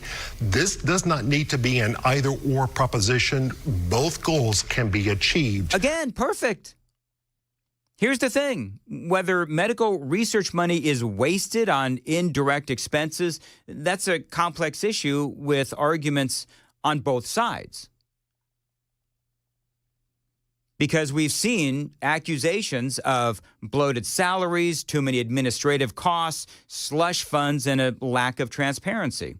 So there's a lot of debate that's going on within the science and medical community. I heard from a scientist at Vanderbilt earlier this morning in the 5 o'clock hour that said absolutely there's bloat and waste at Vanderbilt. Didn't want her name to be used, and I totally understand that. But the question is, how much of every dollar goes to actual research versus administrative costs and salaries? That's what Donald Trump and Elon Musk, that's what they're trying to do. So it's not do you support Donald Trump cutting cancer research for children? That's not the question. I mean, nice try, but that's not the question. The question is, what is Donald Trump and Elon Musk, what are they trying to do? And so to me, the obvious answer to this is you have Doge at maybe a state level or whatever, but if there's federal funding, whatever. But some entity needs to go through their books. And maybe they need to pass an audit by the federal government or Doge to be eligible to receive those grants or to get money above that 15% cap on indirect costs. Maybe that's what they do.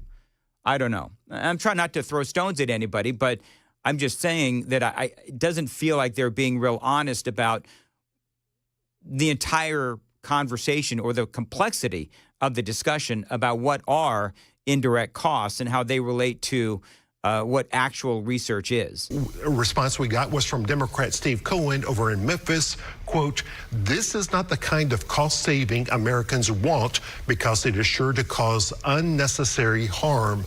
Congressman Cohen added, "I joined a chorus of medical research professionals in demanding that this short-sighted and dangerous policy be reversed immediately." So it's clear that Congressman Cohen opposes these cuts. How the others feel is less clear. I mean, it really is a pretty easy question No, to it's answer, not. just so people know. Absolutely. Just say one way or another. A reminder, Cohen, the lone Democrat. Exactly. 1 out of the 9. And hopefully we'll get responses from the others. We're going to keep asking. Well, there's some unbiased reporting for you. Well done, Channel 5. By the way, the NIH really quickly reported last week that $9 billion of its $35 billion that it gives these facilities was used for administrative overhead. Right now, some institutions will charge a full 60%, they say, of those indirect costs or administrative overhead, which is charged to the government. So basically, Trump and Elon Musk, basically what they want to do is they just want to make sure that these facilities are not bloated with administrative costs and they're not taking money away directly from research. And again, we could be splitting hairs because if you take away those indirect costs, you cap those indirect costs, then that means that these facilities may bring some of that research money over to cover those indirect costs. But it's not simply a yes or no question. It never is. And that's what's so frustrating about this report from Channel 5. 6:53 on Super Talk 99.7. Joan Jones is in the WTN newsroom. Joan.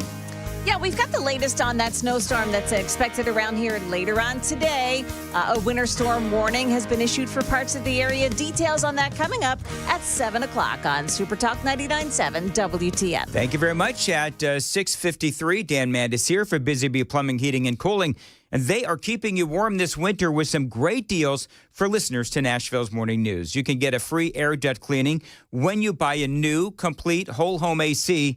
How about a free air duct cleaning package upgrade? You buy the middle package, you are automatically upgraded to the deluxe, or you can get a free furnace checkup with any heating repair service. Now, they've got some great plumbing deals right now as well. You can get a free automatic whole home shutoff with leak detection with any mainline water replacement or whole home repipe. So many ways to save with my friends at Busy Bee. They're busy trying to save you money. Now, I've been a Beehive member for years. A great company with their more than satisfied promise. Call them to get started, 615-775-7833, 615-775-7833. You can always find them online, busybeehvac.com.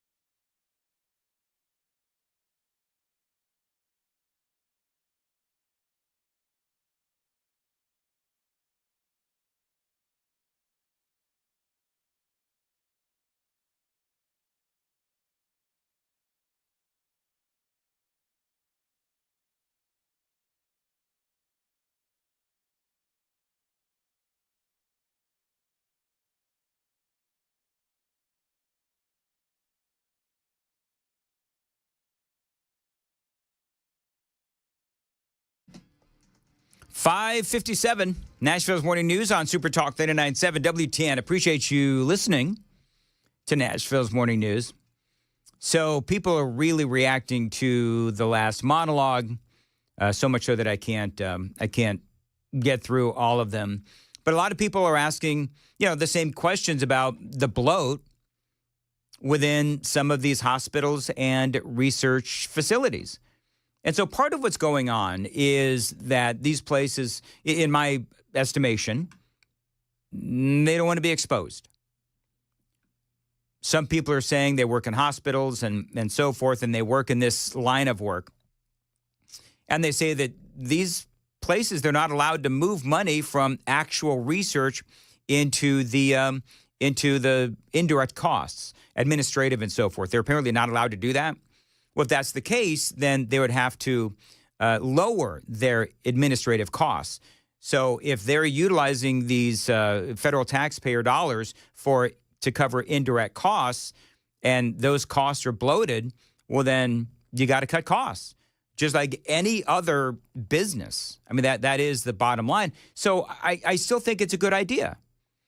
If you're upset, if you're screaming about how Donald Trump and Elon Musk and Doge, and they're going to cut your funding from NIH and the federal government, well, then adhere to a forensic analysis of your budget so that we can ensure that the money is being utilized as strategic as possible, so that we know that the money for the kids is actually going to the kids and the research and so forth. You see, I think that's what needs to happen is, okay, so if you want to be the exception to the 15% rule, well, then let Elon and Doge come take a look at your books. And if you pass our test, or if you make the necessary changes, well, then absolutely, you could be the exception. But you've got to earn the exception, because nobody wants to see, I certainly don't. No Republican wants to see medical research for children killed or set aside. Nobody does. Tim Birch is calling my phone because he doesn't know that I'm on the radio right now. News with Joe Jones is coming up on Super Talk 99.7 WTN.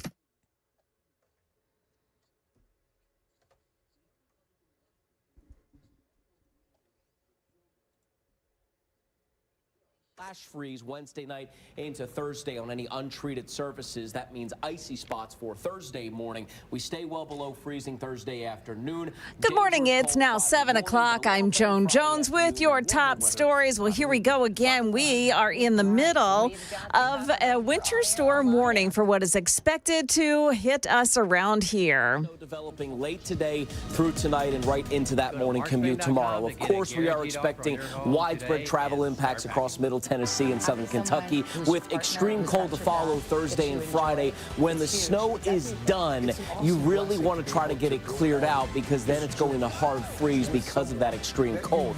Channel 4's Stefano DiPietro there. The Middle Tennessee area is expected to see snow accumulations between 3 and 4 inches. Southern Kentucky is set to see about 4 to 6 inches of snowfall. Of course, you keep it here on 99.7 WTN for all the latest weather information. Well, officials in Kentucky are now confirming the death toll from severe weather has risen to 12. At a press conference last night, Governor Andy Beshear saying that many of the deaths are due to attempts to drive through water. And the governor is blaming climate change for all the flooding. Climate change is making more weather events happen. We keep getting hit over and over. And while the why is hard, I think we always see God in the response. Good people, brave people, doing the right thing, showing up for their neighbors. Governor Beshear there thanking President Donald Trump for approving the state's request for an emergency disaster declaration, saying that the approval came as quickly as we have ever seen a president sign off on our request. In Stewart County, schools are closed today due to road conditions that remain hazardous there. The National Weather Service saying that flooding from the Cumberland River at Dover continues to affect roads. Meantime, the water levels in Clarksville remain high this morning, and some homes remain underwater there as well. We do have the latest information on the Delta airplane that crashed and flipped over in Canada yesterday. We know that there was no Mayday call, so it does appear that nothing was wrong with the plane up until the touchdown.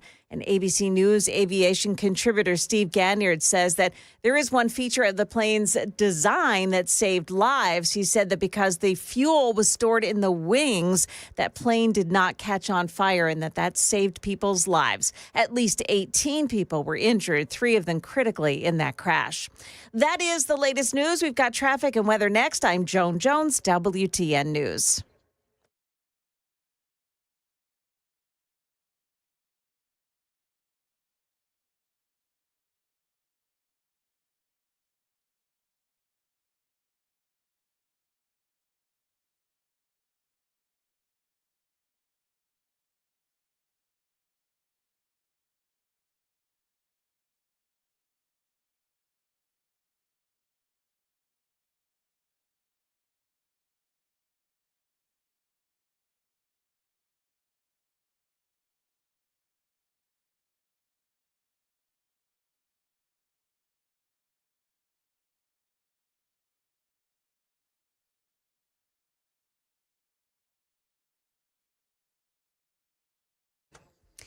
Right out at the airport this morning, it's a crash on 40 westbound at Donaldson Pike, exit 216, the westbound side. And the crash is blocking off the right lane there. And police are telling us that traffic is stop and go from the Davidson-Wilson County line up to that spot. Also at the Gulch, 40 westbound off-ramp at Broadway, exit 209B. There's a crash and the off-ramp right shoulder is blocked. Traffic every 10 minutes every morning on Super Talk 99.7 WTN.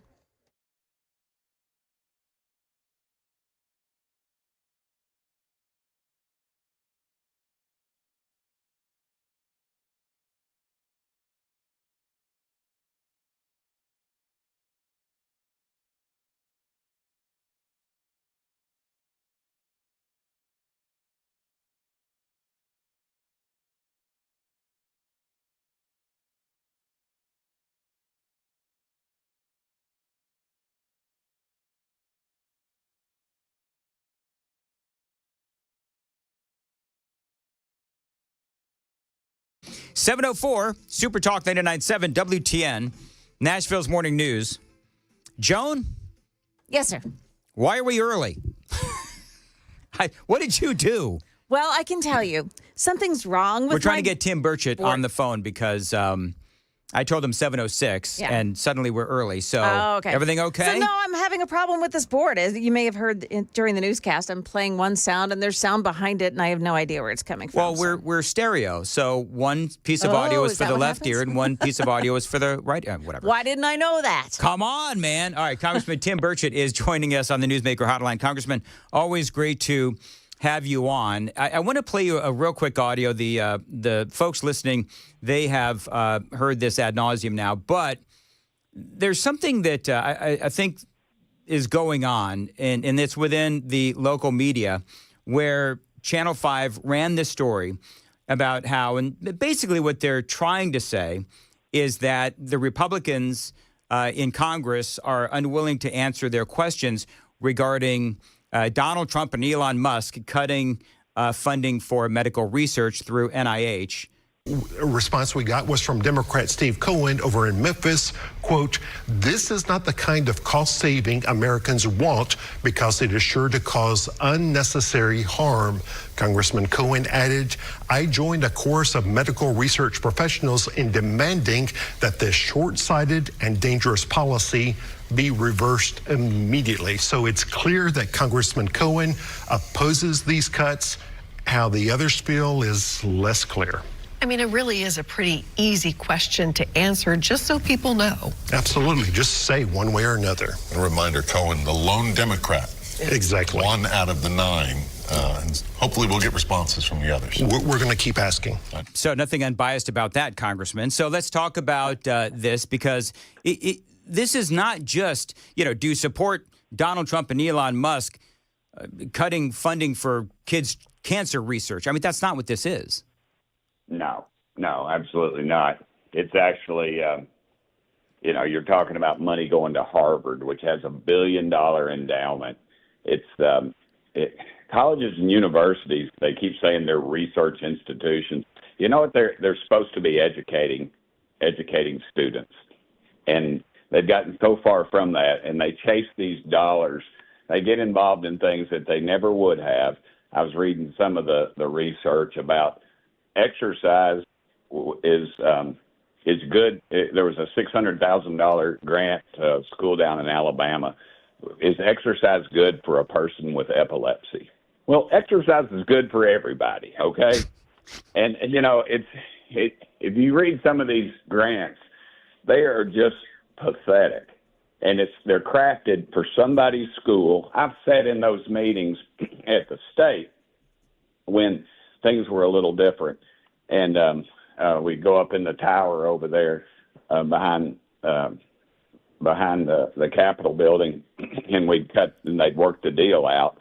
And it was just that same, we need money. We do a pretty good job over at my school, and it's just the same kind of thing. And look, we're borrowing this money. We're borrowing this money to pay for these things. And it's that gravy train's got to end. I said it in the Doge committee. I said the gravy train's been on biscuit wheels, and it's getting ready to run off the track. The gravy spigot is getting ready to get turned off, and these people cannot stand it. And that's why they've been attacking Elon Musk and these so-called kids at Doge, and because they can't attack the issue. If they get to the specifics of what a lot of this funding's going for, transgender sex change operations for kids in Central America, what in the world? They're stealing our money out of our back pocket and sending it to these organizations.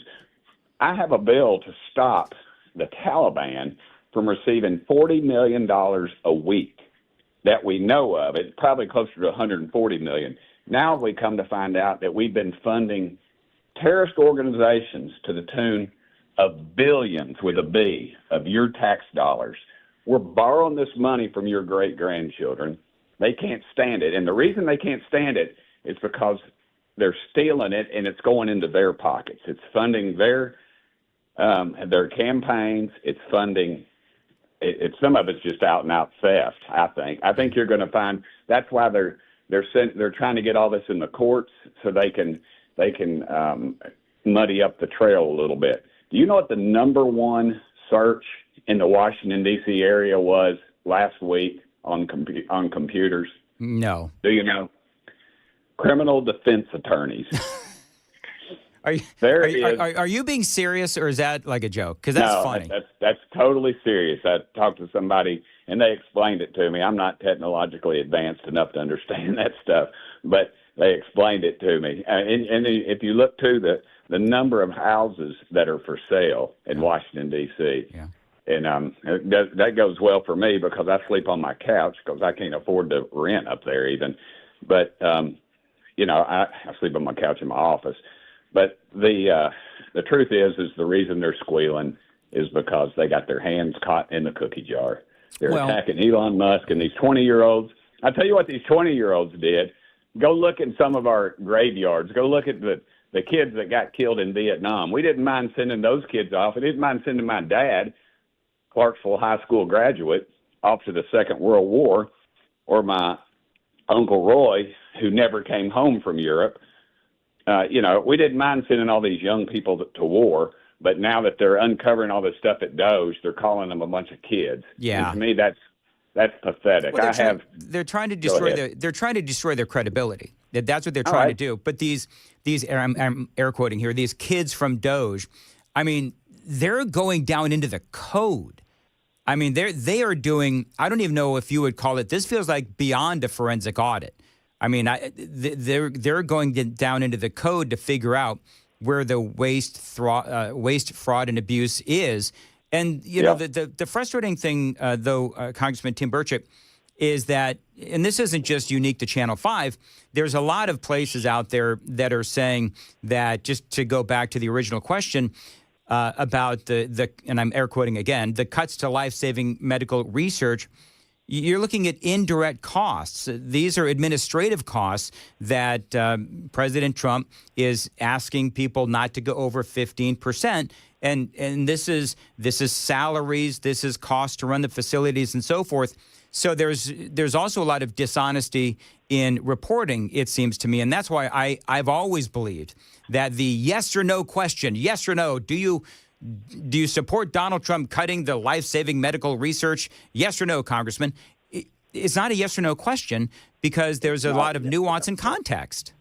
It is. And, they did the same thing to Reagan. I'm 60 years old, but I remember when they got on Reagan, he found out that it cost $1 and sometimes over $1 to administer $1 of care to somebody, to get $1 to, an organization or a person. So he cut that bureaucracy out. And what did the left do? Oh, Reagan cut this program in half. Yeah, he did, because now all the money goes to the people, and the other stays in the taxpayer's pocket where it should be. So this is not they're squealing because they got their hand caught in the cookie jar. That's all it is. And they've got a little niche, and they're going to show some poor person who, is getting cut out of something, and they'll show them crying on the 6 o'clock news, and then you'll see a bunch of gutless politicians run from it. We better stand up to this thing. This is our one shot at saving the republic. We're $36 trillion in debt. Every 100 days we add another $1 trillion, and neither party has a plan to pay that back. No, they don't. And I'm not pretending to say that only Democrats are responsible for the issues that we have in Washington, D.C. right now. Republicans have been right there as well. You yourself have been sounding the alarm on this I've been here for 11 years, and you were always right there screaming about fiscal responsibility and so forth. And so I appreciate your stance on where, frankly, our government does need to cut, and your appreciation for what Elon Musk and Donald Trump are doing, because this is what the American people voted for. Congressman, a couple of days ago, actually it was a few weeks ago now, you had made a comment about how you would welcome refugees from Gaza into Tennessee. So I'm going to ask you about that coming up next, and I want to get your perspective on that because I know that there is a talk of vetting and so forth. So we're going to get more perspective on that coming up. It is almost 6:15. 7:15. Time to check the roads on WTN.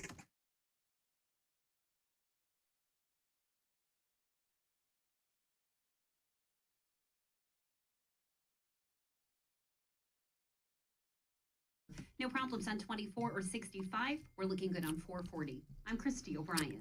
Very good. 7:15. Weather today, a high of 37, and we've got some snow coming around about 5, 6, 7 o'clock this evening.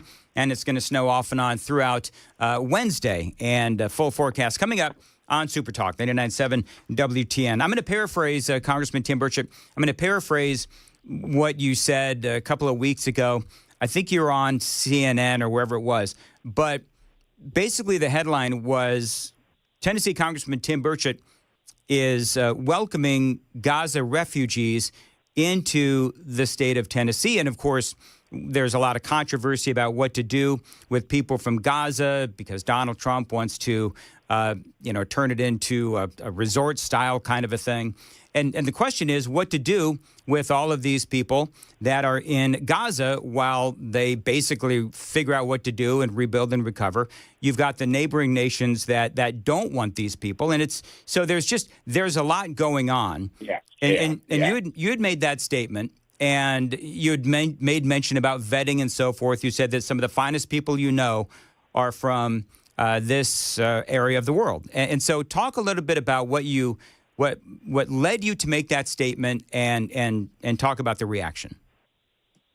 Well, the reality was what I said at the end of it. I said, would I welcome them? It was one of those deals, they're asking you a question and and they want a yes or no. And I said, yes, I would. I said, I know some of them that've been here. They're Christians. They're some fine. One of them was an attorney of mine. I grew up with some of these kids. But I said, but there is a vetting process. And I said, they edited it all out. But I basically said that it's they're not going to get any of them here because they're terrorists. they're not coming up. We're not getting let. We shouldn't be letting them in this country. I said, but if they meet the criteria, we should. And and of course, that got blown all out of proportion. And it's probably then you got to ask yourself, why are all these good conservatives watching CNN or taking the word of CNN? Because that's the farthest thing from the truth of what I said. But they're going to blow it out of proportion, and I've got some enemies on my side of the aisle that would like to see me out of politics. Obviously, I cramp their style and I call them out too much. So I'll take my licks, but on this one, they were just misinformed, and they took what I said out of context.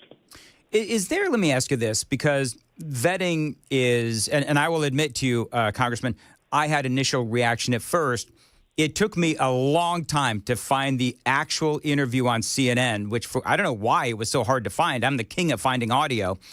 Once we played the entire, not the entire interview, but that part of it in context, we were able to surmise basically what you were saying is if there's a vetting process and they pass the vetting, then okay, then that's fine. We can welcome them in. But you also said that you don't have a lot of confidence in the vetting process. And I guess that's a big part of the conversation, too. Absolutely not. I mean, that's how we've got, Omar here from wherever she's from and all that nonsense that she's Johan Omar, Somalia. I think she's from Somalia. Yeah. She's a friend of mine, but, they're supposed to come in and assimilate. And what do they do? They just all congregate in one group in one area. And that's how she gets elected. We always say, we'll beat her next election. No, you're not. No, you're not. She's got everybody in her district thinks like she is. They come from where she comes from. Or not everybody, but the majority obviously do. And you've got pockets of that all around the country. And that's by design. That's these liberal think tanks say, the great melting pot. Well, the great melting pot was a pretty cruel process compared to the way we do it now. When these folks came in from Ellis Island, I mean, they could send them back. They give them tests and things, and they just send them back. We were pretty brutal back in those days, and the process we have to have a process that they're going to be loyal Americans, and there's no way to judge that, and that was part of the point I was making too. Yeah, there's no way you're going to do that, so you don't bring them in. And I guess the question is, is there a way to fix the vetting process? And I guess that's part of my question too, and I'm not throwing stones at anybody, but is there even a way to properly vet people coming into our country? I don't think so. I always quote my father, and it gets me in trouble, but he used to say that, of course, he was in the Pacific, and the people that he was fighting didn't mind dying at all. He said, if somebody wants to take you out and doesn't mind losing their life, there's not a whole lot you can do about it. And if somebody wants to come over here and just lies about it and fakes everything, that doesn't, that's how we've got Chinese spies that are cavorting with members of the United States Congress. We've allowed these people in through some process, and the process is broken. And that's another thing that'll have to be fixed. But I don't know that DOJ will fix that or not, but I think it'll just defund some of these organizations that are liberal, that your tax dollars are funding, that are bringing these people in or sponsoring these people, because they ultimately are trying to destroy this country. All right, we'll leave it there. Congressman Tim Burchett, always appreciate your accessibility, and wishing you a good rest of week. And we'll talk to you again. Hey, brother, thank you so much. I hope that my buddy Bobby Petray sends me a positive thumbs up every time I'm on with y'all, and she sends me a message. She was a dear friend of mine when I was in the legislature. So anyway, got it. We all love Bobby Petray, and here's what I want to know, Joan. Why is Bobby sending Congressman Burchett a thumbs up, but she doesn't send me a thumbs up? I'm doing the interview. Yeah, well, I think they call that a snub. That's exact. We're kidding. We love Bobby. Bobby, you rock. 721. I guess I'm trying to figure out where I'm supposed to go next. 721. I think I know what I'm supposed to do here. That's the one. Is that what I'm supposed to do? Yeah. All right, 7:21. Never fails to amaze. Do you know what happens is I'm always so, I know it's hard to tell sometimes, but I'm always so incredibly focused on content that when I veer even the slightest bit, then I get completely lost. That's what happens. I also need another cup of coffee. Joan Jones, what's coming up in the news? Well, the timing of that approaching winter storm, we've got that for you. Also, what to expect after the storm is out of here that could make things a little dicey around here. Those stories coming up at 7:30 on Super Talk 99.7 WTN. Dan Mandis here. Listen, you want to make 2025 the year that you get active again. If you've been sidelined with chronic back, neck, and knee pain, check out my friends at the Wellness Institute of Nashville and Dr. Kevin Mitchell. I've been a client of his for over 10 years. I've never felt better. Now, I arrived in Tennessee over a decade ago, and I went through spinal decompression therapy for my chronic back pain. It really did help me out a lot, and every once in a while, I need an adjustment, and Dr. Mitch fixes me right up. And right now, a great deal for listeners to my show.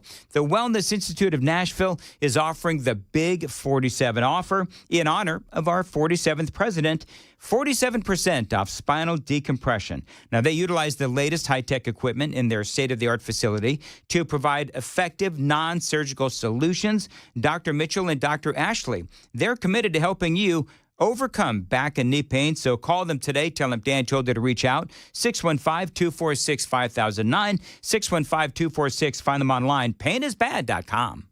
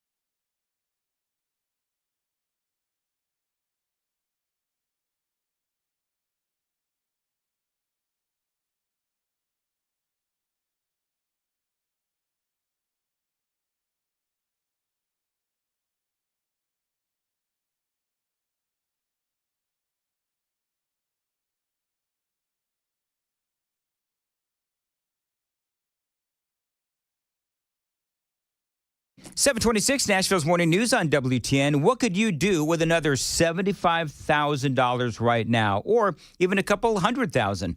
Now, if you own a home, you can get that money in less than a week with my friends at Loan Pronto. Dan Mandis here. And Loan Pronto is the leader in quickly converting your home's equity into cold hard cash. So you can pay off all your credit cards or start that home remodel. Loan Pronto has several easy options to let you access the cash from your home. There's virtually no paperwork, no cumbersome process, no junk fees, and often no appraisal. Now, the average homeowner right now has over $300,000 in equity. That is your money. You should use it. Now, one client got $150,000. They paid off all their credit cards, a couple of car loans, and a personal loan, cutting their monthly expenses by $1,500. You can get approved in as little as a day, so act right now with no hard credit pull up front. Find them online. It is loanpronto.com. It's 615-499-5780. 615-499-5780. Get the money you need for anything. Find them online. Loanpronto.com. Equal housing lender, NMLS 166-1781. Subject to lender approval, NMLSconsumeraccess.org.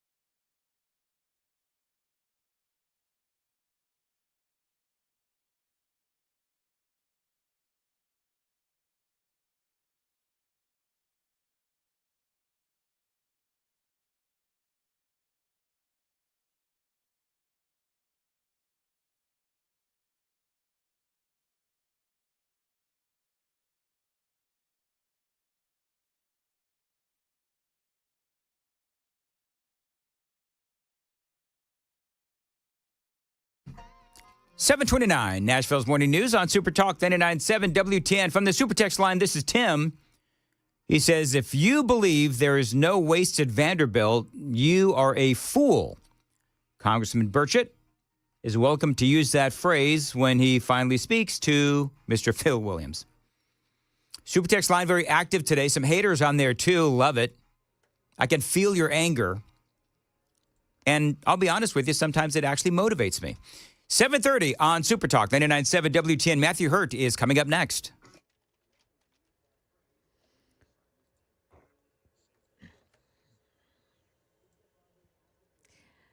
Good morning. It's now 7:30. I'm Joan Jones with your top stories. Traffic and weather still to come here. Well, the snow should begin falling after dinner time tonight, with the mid-state getting between 3 and 4 inches of snow before it's all over tomorrow. TDOT telling Channel 4 they have a plan for the roads. We will be ready when the snow falls. They're going to be plowing roads as soon as we have enough snow to plow. We will also be salting as soon as there is any kind of trouble spots as we see it. TDOT plans to have the main roads brined by lunchtime today. You may have already seen some of that on the roads. And then when the snow begins, crews will work 12-hour shifts until the roads are clear. We'll talk more about what's to come after the snow, too. A serious blast of cold weather, so it is kind of likely this snow is going to stick around. A number of roads in Clarksville are still being impacted by floodwaters, so you may want to use caution traveling this morning. Add to that, a portion of the roadway at Cooper Creek and Blooming Grove has collapsed. This is the northbound lanes that have been swept away there. Police say pay attention to traffic cones in that area, directing traffic away from the collapse. And several people had to be rescued from floodwaters that are still impacting Cross Plains Road in Robertson County, where neighbors say flooding there really is not that unusual. Most people that's lived here for a length of time know that it gathers water and it gathers snow. You know, they're aware of it, but people do not, or be right in it and then can't get out. That water's got to go somewhere. That man tells Channel 4 that there are sinkholes on either side of the street that open up, and they fill and overflow during heavy rains. Stock futures this morning pointing upward. We've got the Dow futures gaining 85, the NASDAQ futures are plus 102, and the S&P futures are up 24 points. That's the latest news. We've got your traffic and weather next. I'm Joan Jones, WTN News. Think of Joan, 732, Nashville's Morning News. Dan Mandis here. Listen, guys, if you're feeling tired, motivation just isn't there, maybe some weight gain and muscle loss, these could all be signs of low testosterone.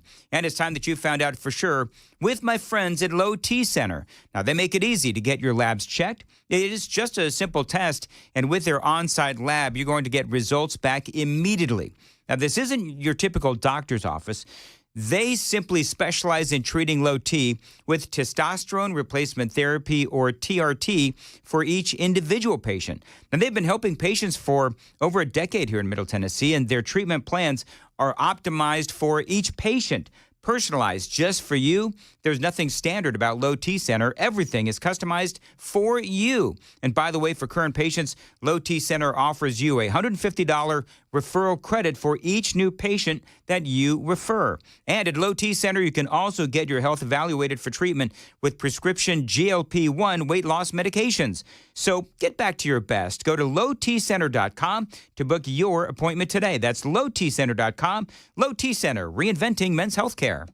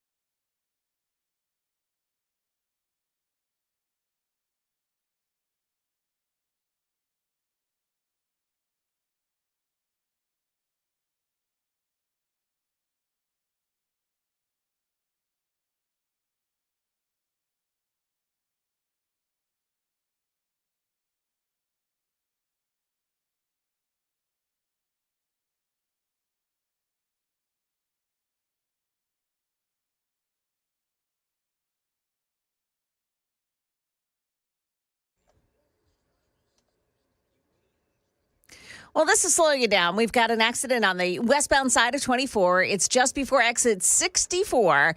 An accident this morning that blocks off the right shoulder. Of course, everybody's taking a look at it, so there is a delay there. In Hermitage, Lebanon Pike, east of Central Pike, a crash involving some injuries. And then another in Richland on Charlotte Avenue near 51st Street, a crash reported by police. Traffic every 10 minutes every morning on Super Talk 99.7 WTN. Think of Joan, 735 on Nashville's Morning News. Dan Mandis here for United Structural Systems. Listen, we've had a lot of... Last couple of days has been insane weather-wise. We had, of course, all that rain. Now we have snow coming. Of course, you know that snow is going to melt. The bottom line is your basement waterproofed? Is your crawl space waterproofed as well? If not, you've got to call my friends at United Structural Systems. You know, the tiniest of cracks in your basement with the snow like we're going to get, water could end up in your home and cause all kinds of issues. And, you know, that means mold, wood rot, and the need for structural repair. I'm not trying to scare you, but this is reality. So if you're not sure if your home is waterproofed, USS can do it because they have been doing this for over 30 years. If you want to stay ahead of water damage, call United Structural Systems. Indeed, 30 years of experience in basement and crawl space waterproofing, basement wall stabilization, and foundation repair. Now, USS inspections are absolutely free, and they're not going to sell you any unnecessary repairs. We are simply here to help. We guarantee our best. Call USS 615-488-7855, 615-488-7855, USSTN.com.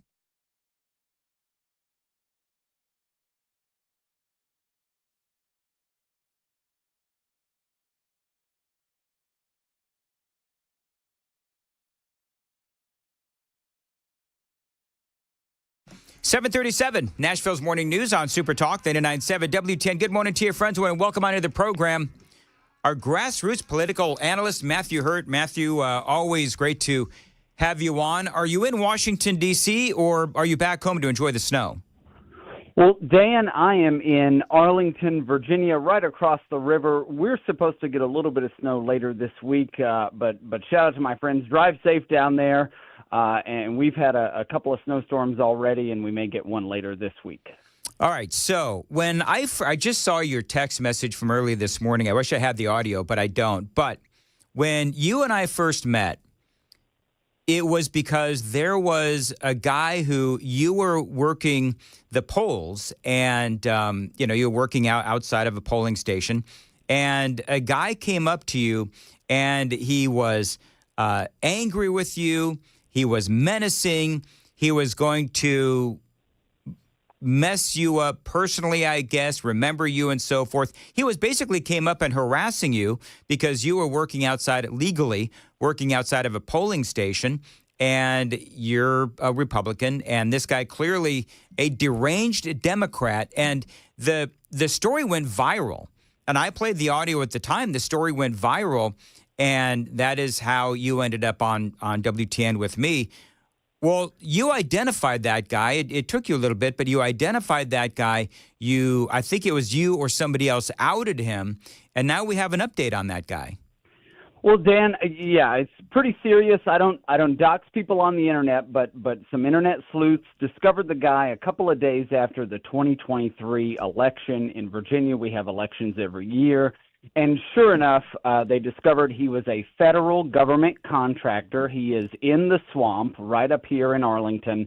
And according to his LinkedIn profile this morning, he is open to work. So now I don't know if that is because DOJ has started making cuts to this specific federal contract. But Brendan, who approached me and threatened me, was menacing outside of a polling location in Arlington in 2023, has been made available to the marketplace. So this is one of the cuts. Don't know if it's related to DOJ, but he is out of government service for now. Let me ask you, there was, you know who Frank Luntz is, obviously. I was playing some audio earlier. Frank Luntz is a pollster, and many say he's more of a left-leaning pollster. And he was on CNN, and they did a topic, about a 2-minute discussion on how you have all of these Democrats who voted for Obama, voted for Hillary, voted for Biden, and they crossed over to what they would call the dark side after they saw the light, and they voted for Donald Trump. And apparently, according to Frank Luntz, those people are still happy. The Democrats that voted for Donald Trump, they're still happy. And one of the things that they're really happy with is the speed at which things are happening. Well, I've been on a couple of Frank Luntz panels, so I've done the dial in a room with Frank Luntz and independents and Republicans and Democrats. And I can tell you, a lot of Americans, the people that I'm speaking to, even the people here in the Beltway, in Arlington, in D.C., are optimistic about what's happening. The American people deserve and expect good government services. And what we found out, it started with USAID, and as DOJ has gotten into more departments, we found more.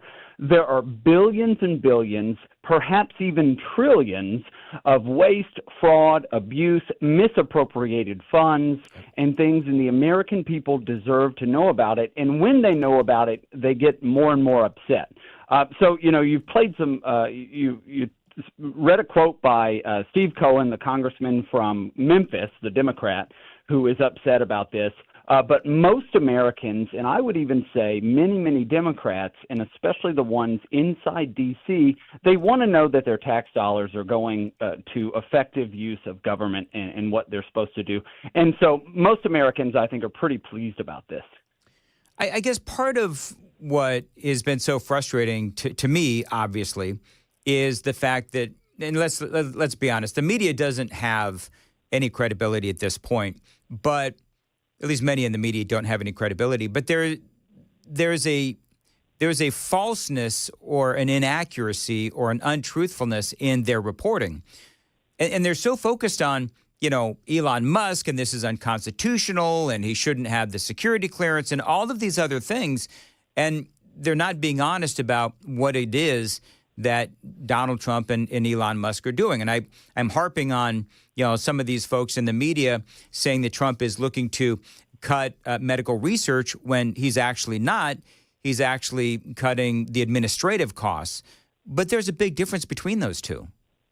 There is a big difference, and you had Congressman Tim Burchett on, who has done a great job in Congress talking about this. There are a couple of really good accounts on Twitter or X. Data Republican is one. There's a guy named Mike Benz is another. And you really can't trust the legacy media to report this accurately.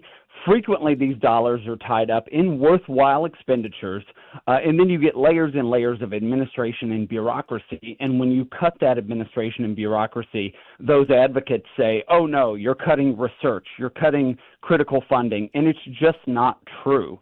And so your listeners have to listen to this program and 99.7, but also dig into the research that is being done on Twitter and X and other platforms that show exactly where these dollars are going, and it will only make you angrier. I got back into the country a week ago, and it has been one after the other instance where I've said this is absolutely outrageous that our taxpayer dollars are going to this. I have played a lot of audio from Mike Benz. That guy, especially on the 3-hour discussions with Joe Rogan, just incredible. And these are the guys that are almost kind of like Elon Musk in a way, in the sense that they go really deep and to find the fraud. And if I remember right, wasn't it Mike Benz who initially blew the cover off of USAID and the waste, fraud, and abuse.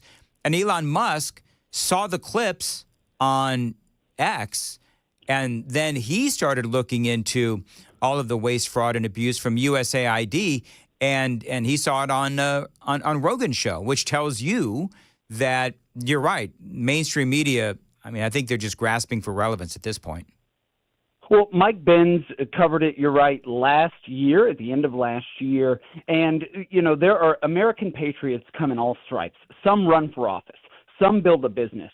And many these days are digging into the numbers. The numbers are out there. The data is out there. And maybe there are people who are listening to your program today who aren't particularly well equipped interacting with people, say, in a political setting, but they've got the skills to do the research and to dig in. And that is 100% what Mike has done. He's articulate, and we've heard him on Rogan, and I see him every day on Twitter and X. But there are many, many Americans who are equipped to dig into these numbers and follow the money. And when you do, you can see people like Congressman Jamie Raskin from Maryland, Congressman Don Beyer from Northern Virginia and other places who are shrieking about these expenses and shrieking about being basically found out. And this is an important aspect for American patriots to engage in. So I want to say, Dan, if you've got listeners who don't want to run for office or they don't want to show up to a partisan committee meeting, this is very important work. 7:45 on Nashville's Morning News. The conversation with Matthew Hurt continues next. Time to check the roads on WTN. Laverne, 24 westbound before Waldron Road. Accident blocks the break. 29 degrees.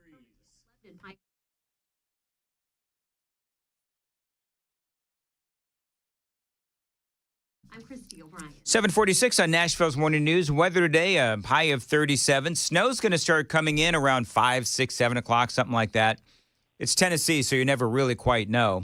And it's going to snow off and on throughout the evening into tomorrow.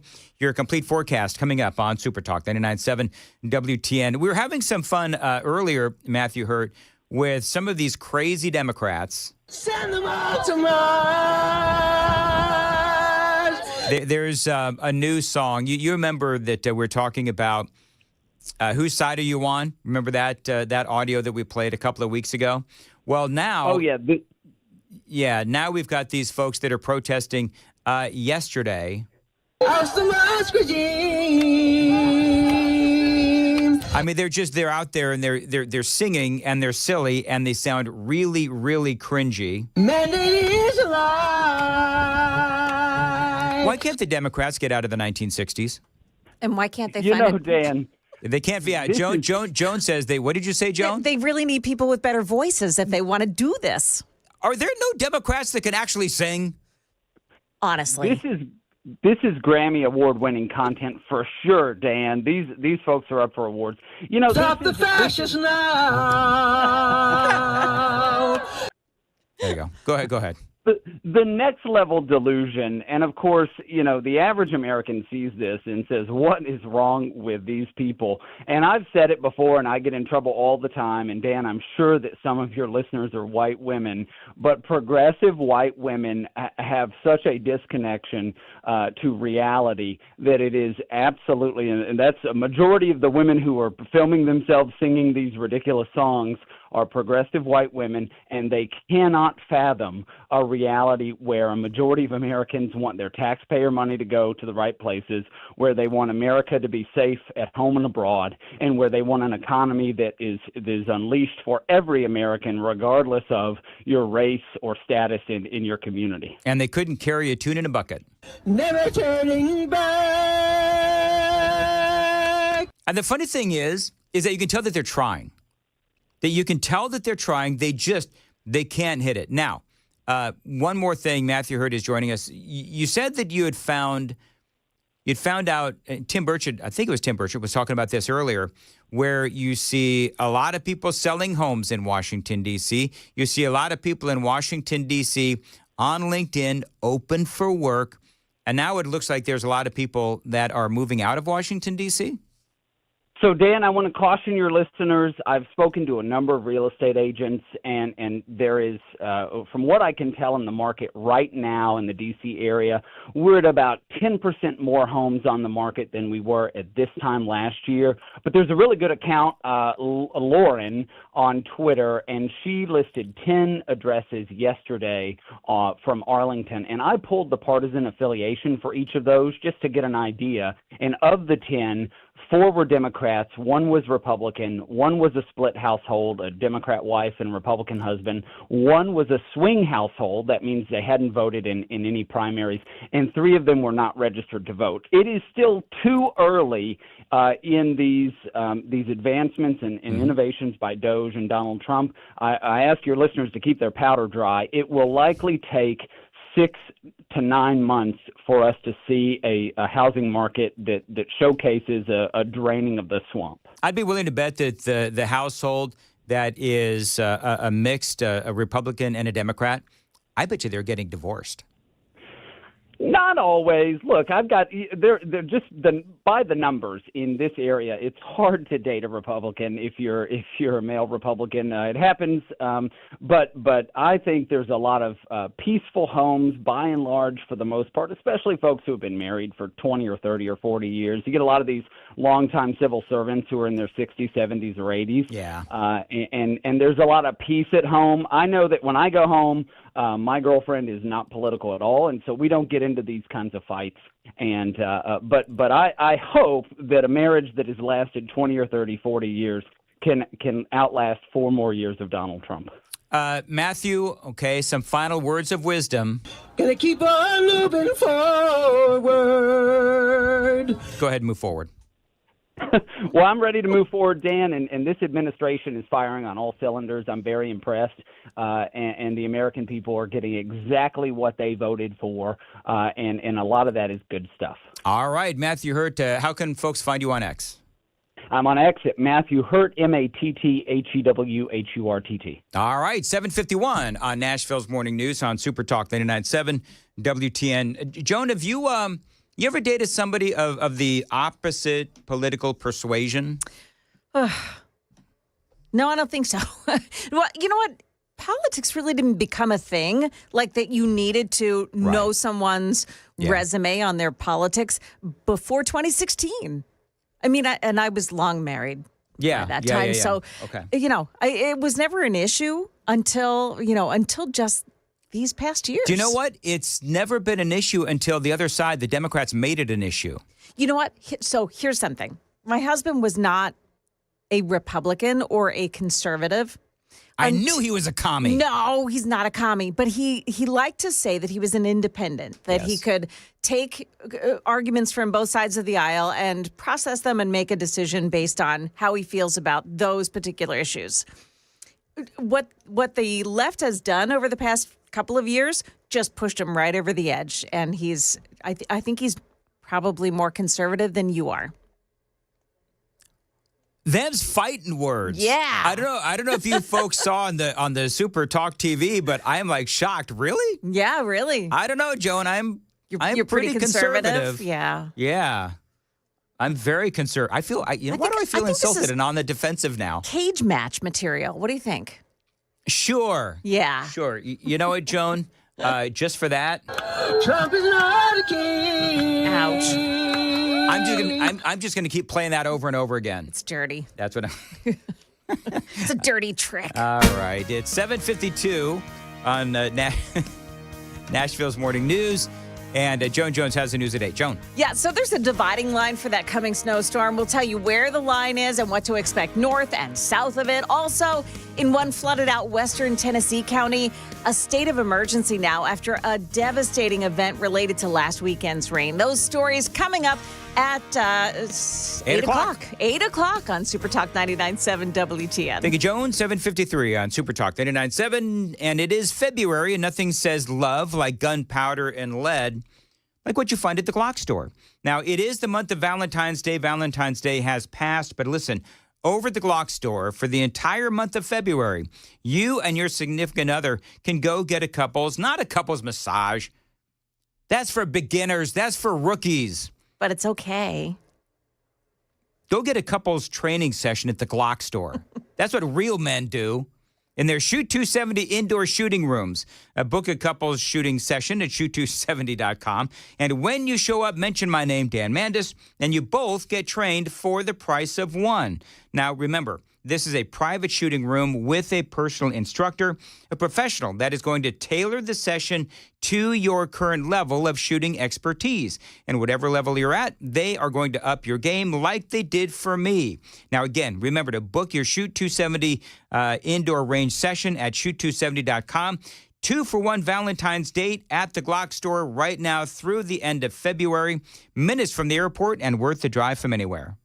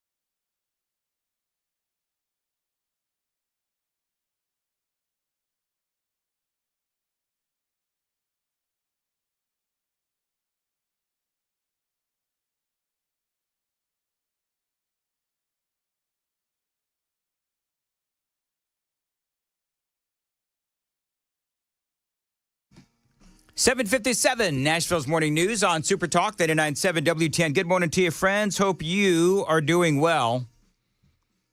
You want to hear something really cool that has nothing to do with any current news or politics? Okay. Somebody on the Super Text line says this. She says, I was not politically literate for a long time. Stumbled across, she says, a stupid comedy bit by Phil and Johnny B decades ago. Continued listening. She says that she completely credits Phil Valentine for showing her the conservative light. Huh. I love that. Pretty amazing. Do you know how many people Phil Valentine converted over the years? A lot. Yeah. Did you ever hear Phil? Because you're new to Tennessee. So, but he, he was so big in the industry that everybody knew who Phil Valentine was. Even though I was in, D.C. and Philly, we all knew who Phil Valentine was. Yes. Now, was I a regular listener? No, but you know who the biggies are in the industry. Yes. And he was one of them. I used to know. I don't really know anymore. I don't really pay all that close of attention. Yeah. And by the way, people are definitely noticing you throwing down the gauntlet. Yeah. On saying that your husband is more conservative than me. Mm-hmm. Here, let's see. Kevin said JJ's husband is more conservative than Dan and makes homemade Phillies. There you go. Dang. Mm-hmm. 0887 says, Dan, I would say that you're conservative, but Joan is prettier. Listen, there's some things that I just can't help, and sadly, that's definitely one of them. You don't want to be pretty. You know what? It'd be nice. What does that mean? You don't want to be pretty? Well, men can be. Well, no, men are good looking. You're good handsome, looking. Handsome, I think, is the right handsome. word. Yeah. Well, even that would be nice. I've put in an official capital expenditure request to be pretty? For bigger beauty lights.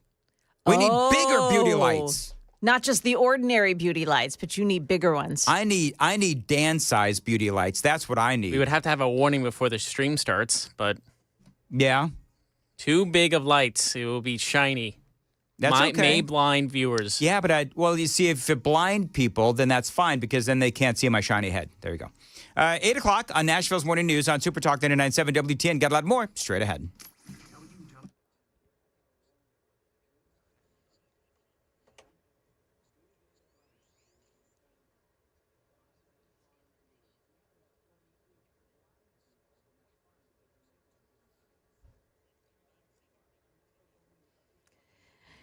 Good morning, 8 o'clock. I'm Joan Jones with your top stories. Got a problem this morning on 40, the westbound lanes at Hermitage Avenue, exit 212. That's a crash, and the left lane is blocked there. That'll cause a big slowdown, so be careful. We'll have more in traffic and in weather on the way.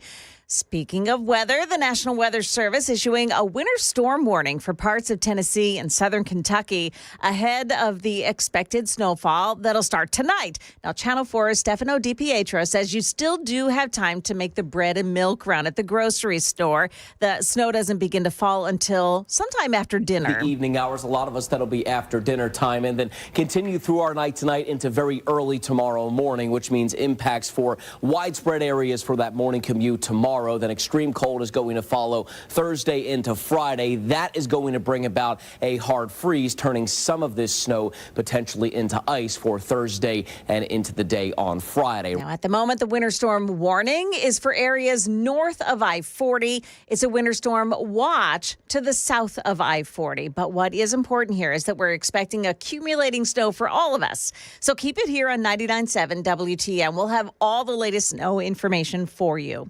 In Kentucky, floodwaters are receding, but the rescues continue. The death toll from the weekend rains now stands at 12 in Kentucky, where nearly 250 people were rescued by helicopter just yesterday. This woman tells Channel 4 the flooded out parts of a road that she was on wasn't visible at the time. I went from driving on no rainy puddles, like the road looked fine, to it was just all over my windshield. I went to put my car in reverse, and I was hitting the gas to try to back up, and the car was already in it. Like it was just that quick. Now, she had been driving in Bullock County, Kentucky when that happened. She ended up, she said, having to swim to safety. In West Tennessee, Obion County, they're still working to rescue people trapped by the floodwaters there. Mandatory evacuations are now underway in Reeves, Tennessee. So that's a small city about 2 hours north of Memphis. Yesterday, we know the Obion County Sheriff's Office worked to rescue anyone who stayed in their home overnight. Most of that town is still underwater this morning. The fire station also flooded with more than 6 inches of water. That's WSMV's Holly Thompson there. A levee broke, and now a state of emergency has been declared. A Clarksville man has been arrested after police found drugs in his car. Now, Lebanon police say they got a call from a concerned citizen about a man who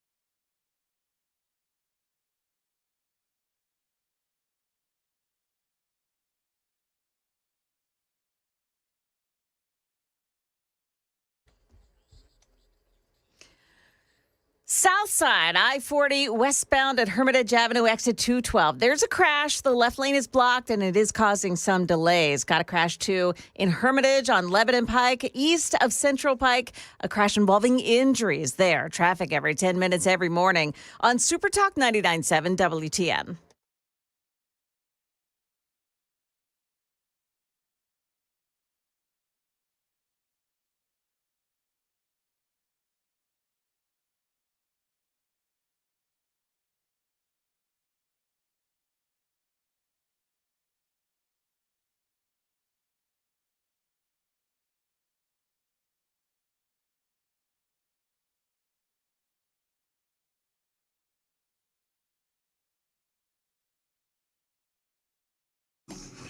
.806 on Nashville's Morning News on Super Talk 99.7 WTN. Thank you so much for joining us, and I want to get right to the very important person hotline. This is Gary Sinise joining us on the Newsmaker hotline. Gary, it's always so great to have you on. It is an honor, and what you do for the veterans is so incredible. And you're taking part in, there's a big movie premiere coming up on the 25th. It is called Brothers After War. And you have a very special connection to this movie. Talk about it. Well, thanks so much for having me, Dan. Yeah, Brothers After War is actually a follow-up documentary to a movie that we made back, over 10 years ago called Brothers at War. And this is a buddy of mine, Jake Rademacher, filmmaker, who had two brothers serving in Iraq, and he embedded with their units over in Iraq and he was able to take a camera over there and he made this documentary about his brother serving in the war and what it was like for them to be there and then to come home and what the family was going through while the brothers were at war. And it's a beautiful documentary. You can find it online, Brothers at War. And we decided many years later, hey, what happened to a lot of the guys that we meet in that first movie? Let's find out what they're doing. Are they out of the service now? Are they still serving? And so Jake went, got the camera crew together. My foundation sponsored the film and the filmmaking because we wanted to see how many of them were actually in the veteran space now. They're out of the service, and how dealing with transitioning out of the service has affected them, and what it was like to come home from war for them. This is a current, brand new generation of warfighters, and we wanted to see what the brothers were doing after war and how things were going. It's a beautiful, beautiful documentary. It's going to be opening up in about 100 theaters across the country. Regal is sponsoring the movie in their theaters, and the Gary Sinise Foundation is, produced this. We're actually using it in many ways. Jake actually does workshops with veterans groups, and so this is a part of the Gary Sinise Foundation relief and resiliency efforts to kind of take on mental wellness and deal with it head on by trying to get people to see the film and then start talking about their experiences. And it really does get people talking. We don't want them holding a lot of stuff in that will explode in a bad way later on. We want them to get that stuff out, deal with everything, process it. And this film helps them do that.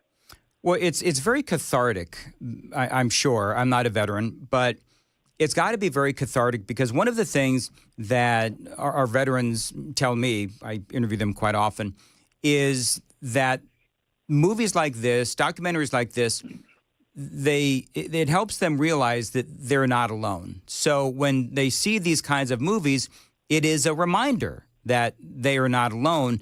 And if they're going through the things that we all know that veterans go through, it's a reminder for them that there is help out there that they can certainly get it if they need it. That's exactly what the movie does and tries to address. We have a very serious mental wellness problem in the country. You've heard the statistics about veteran suicide and all of that, and we want to be proactive in addressing that and trying to combat that. And we found with Brothers at War, showing that movie on military bases to military folks who were coming home from Iraq and Afghanistan and dealing with processing what they'd been through and then trying to, assimilate back into the family life and all of that, that Brothers at War was very, very helpful. Jake started doing workshops on military bases all across the country. He's done hundreds and hundreds of workshops, address thousands and thousands of active duty folks, and we want to do that exact same thing with Brothers After War. We want to be very proactive in addressing the issues that our warfighters go through when they go off to war and then come home, and that's what Brothers After War achieves. I think it's beautifully done. Jake did a great job. How do you decide? There's so many, and Gary Sinise joining us, of course, from the Gary Sinise Foundation, does incredible work for veterans. There's so many different ways to bring the veterans and their challenges and their accomplishments to the forefront of the conversation here in America. I know this is kind of like it's a generic question, but how do you decide which ones? Because there's so many. Which veterans? No, which story? There's the accomplishments that they make when they come out of the military. There's the challenges when they come out of the military. There's a lot of stories to be told. I guess, yeah. How do you decide which ones are deserving to be told? Because I know that there's a lot of stories out there. Well, there's millions. Yes. Yeah. We've had a lot of people serve our country and come home from war over the decades. What we try to do with Brothers After War is address the stories of the particular individuals who are who we meet in the first film. And so you flash back, and Jake does a really good job of using footage from the first film, where these folks were over in Iraq, serving, out in the middle of nowhere in the desert. Things happen. A lot of difficult things happen in that first film. And then revisiting those war fighters all these years later, through them, we kind of experience, what it was like to go off and serve, and what it was like to come home and step away from the service, and how difficult that may have been, what the challenges were. And I think, by telling these maybe 10 to 12 particular stories in Brothers After War, we get a well-rounded picture of what it may have been like for hundreds, if not thousands, of veterans coming home after serving in Iraq. There's a lot of challenges in making the transition from serving in the military to civilian life, and that can be very, very challenging for folks. So we picked these 10 to 12 stories based on the first film, and you get to meet them in the first film. You get to look back at the footage that we had from the first film, and then apply that as they're talking about what it was like to come home from war. It's really well done. Gary, I know that your son Mac passed away, and I know that for a lot of people who go through, and I want to play just a little snippet, if I could, of some of Mac's music. This is amazing, amazing music. And he passed away a couple of years ago from, I guess it was a rare form of cancer.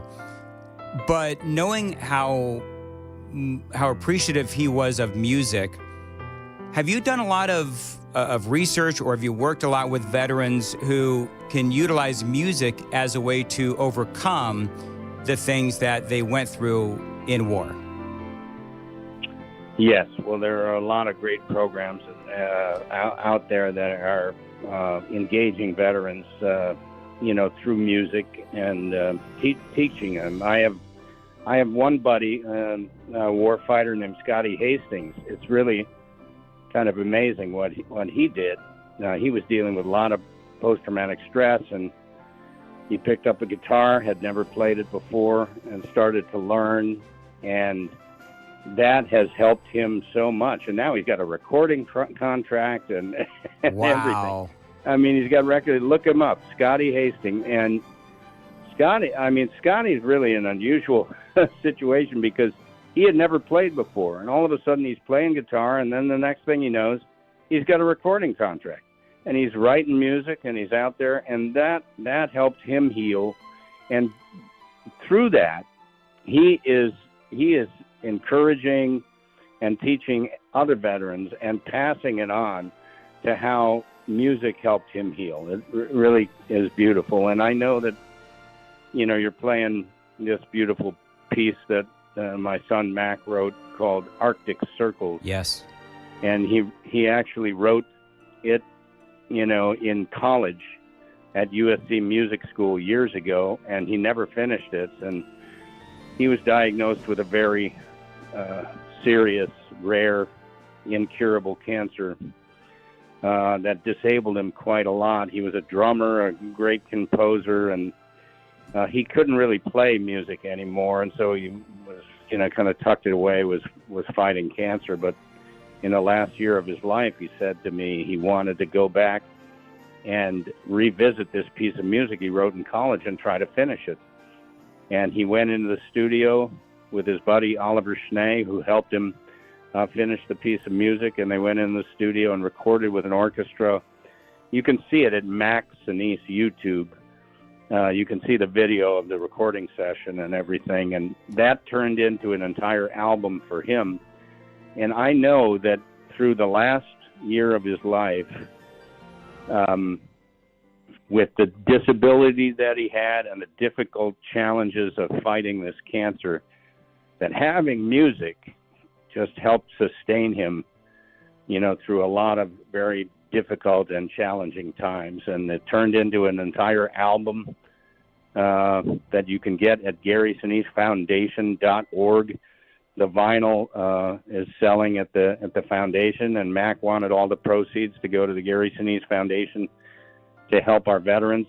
He worked for the foundation until the cancer just got too difficult for him. Yeah. And you know what? After and that album came out, it's almost sold 5,000 copies of the vinyl. It's now on. You can download it. It's called Resurrection and Revival. And after he died, I found all this additional music that he'd written. So I went to work and produced a part 2 of Resurrection and Revival, and that's available now as well. And I know that music just helped him so much, just having that to focus on as he was fighting it out with this awful cancer that took his life. And for me to be able to go to work on a second record, finding all that music was like finding a treasure box. And I just found all this beautiful stuff he'd written and tucked away. So I went to work producing that second album, and that helped me because we lost him, and within a couple of months I was going to work on this project for him that we finished in the fall, and now that record is available at GarySiniseFoundation.org as well, and you can download both these records. This is beautiful. I mean, because I'm a simpleton, so this isn't necessarily stuff that I would listen to. This is beautiful. This is really beautiful.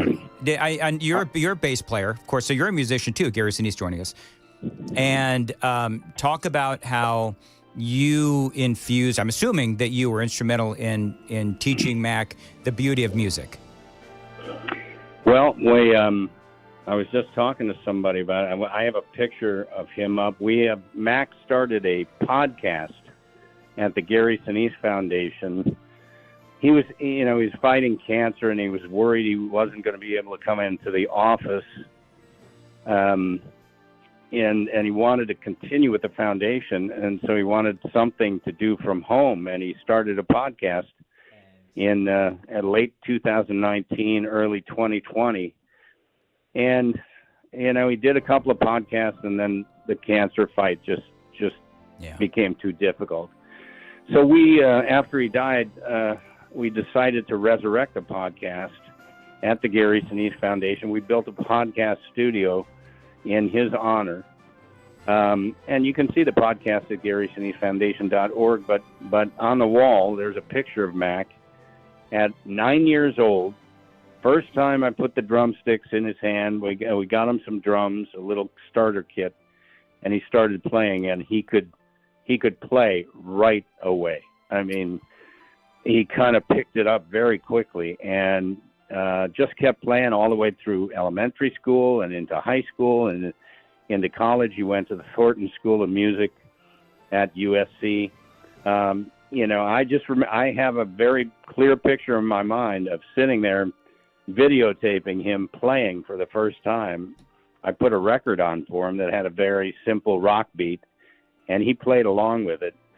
And I'll never forget that. It was really something to see him just take to it. So, kind of easily. I mean, it came very naturally. So there was no reaction from some parents who buy their kids a drum set where it's like, oh, what were we thinking? No. Luckily, we had a basement. So, a lot of soundproofing, right? Yeah, we put him down in a basement, and he would just play and play and play. And he was an excellent drummer.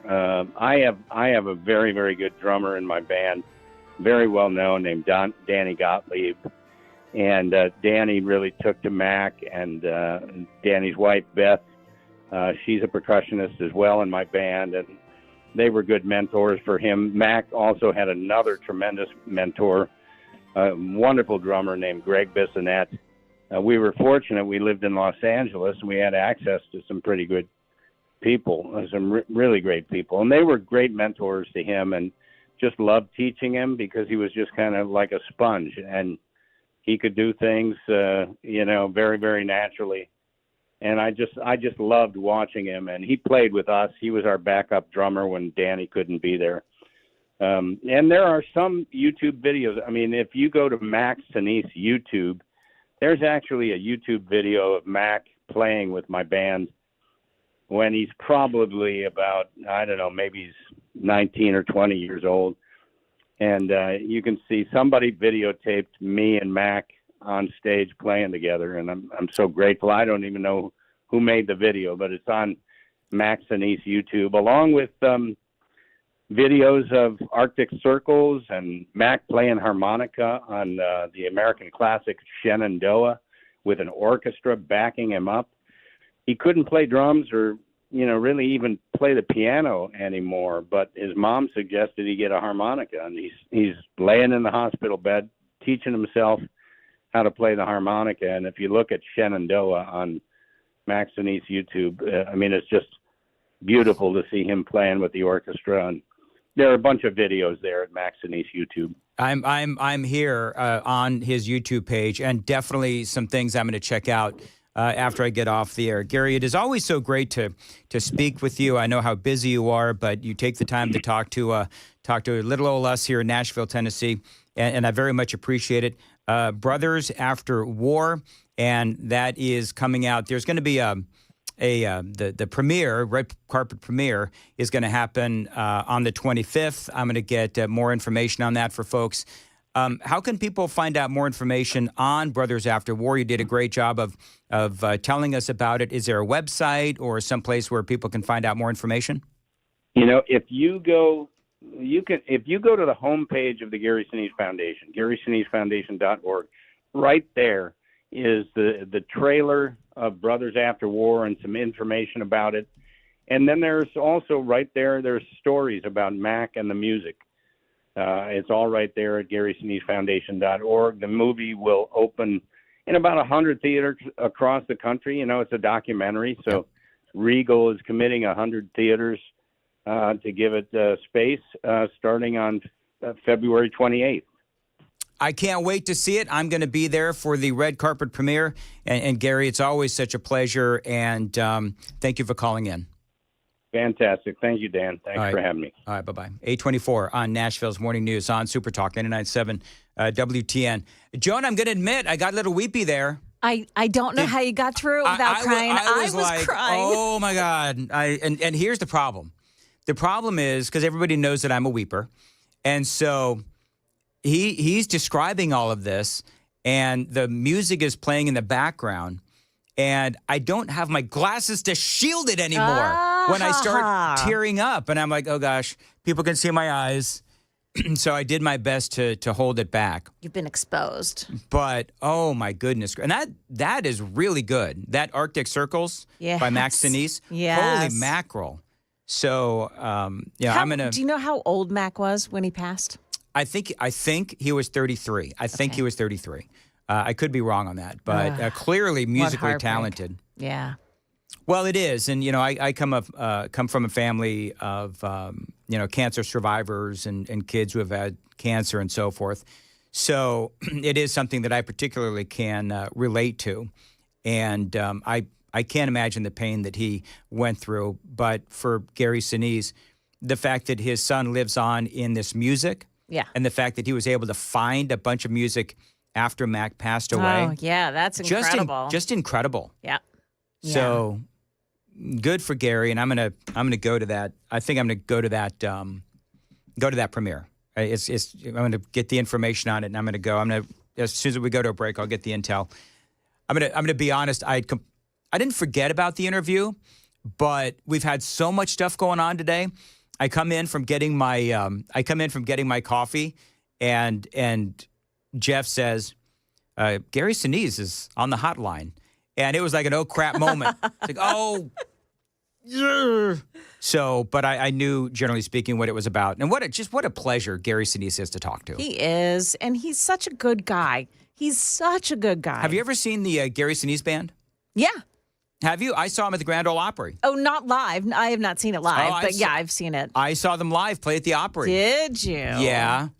And I keep asking. I didn't do it this time because it was totally inappropriate. But in the past keep asking Gary if he started work on that 5-string bass because, he plays a 4-string. And so people like to show off with the 5-string bass. Oh, yeah. So I keep asking him if he's, taking up the 5-string. And so when I actually met him backstage at the opera, and he's meeting all these people are just sticking hands in there to shake and all that. And so I knew that he had no idea who I was, but he's being very Gary Sinise. He's being very polite and nice and everything. Very kind, yes. And I said, I'm the guy that keeps asking you about the 5-string bass. And I saw a little bit of an eye roll. I did. I'm not going to lie. Oh, yeah. Yeah. Oh, you're that guy. You're the one. Yeah. Anyway, there you go. Stalker. He's awesome. All right, 8:27 on Nashville's Morning News. I'm getting the stink eye from the producer. 8:27 on Nashville's Morning News on Super Talk late at night. Listen, I'm late, but it was worth it. It was Gary stinking Sinise, man. We'll make time for him anytime. Didn't know that it was his middle name.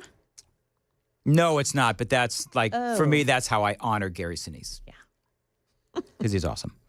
The first time I ever spoke to him, I was so nervous because he's one of my favorite actors. Yeah. And, when he was in Forrest Gump, I'm rambling, but when he was in Forrest Gump and all that, unbelievable, Lieutenant Dan. Yep. So, yep. All right, selling your home with a guaranteed offer from Mark Spain Real Estate. You can receive the strongest cash offer in the industry. You're going to save time and make the most money. Now, with the guaranteed offer from Mark Spain Real Estate, you can skip the hassle of getting your home ready to sell, receive an all-cash offer, and close in as little as 21 days. There is no showings, no open houses, and no stress. Now, one of their clients, Jerry, had this to say: we needed to move quickly, and we were worried the process would be lengthy, and we'd spend a lot of money on repairs.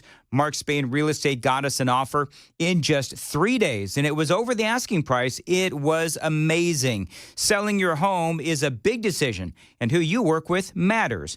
As the most experienced real estate team in the industry, you can trust my friends at Mark Spain Real Estate to sell your home fast and for maximum profit. Find out what your guaranteed cash offer would be. There's no obligation. 855-299-SOLD, 855-299-SOLD. You can also find them online. It is markspain.com, and start packing.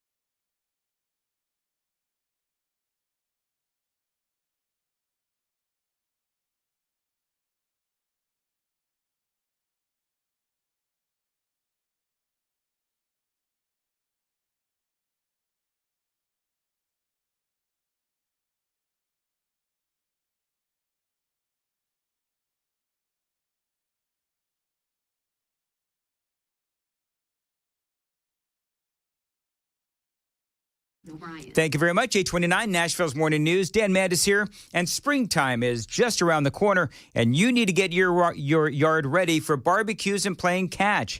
Now, my friends at Save a Tree can do just that. Now, this is my company for tree care, and they can also help out with the lawn and the shrubs as well. Now, they came out to my house.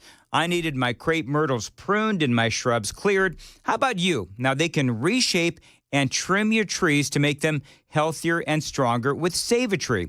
They can save the shrubs and they can whack the weeds. Now, you might even win Yard of the Month when you partner with Save a Tree. So if you want to upgrade the yard, get with my company, Save a Tree.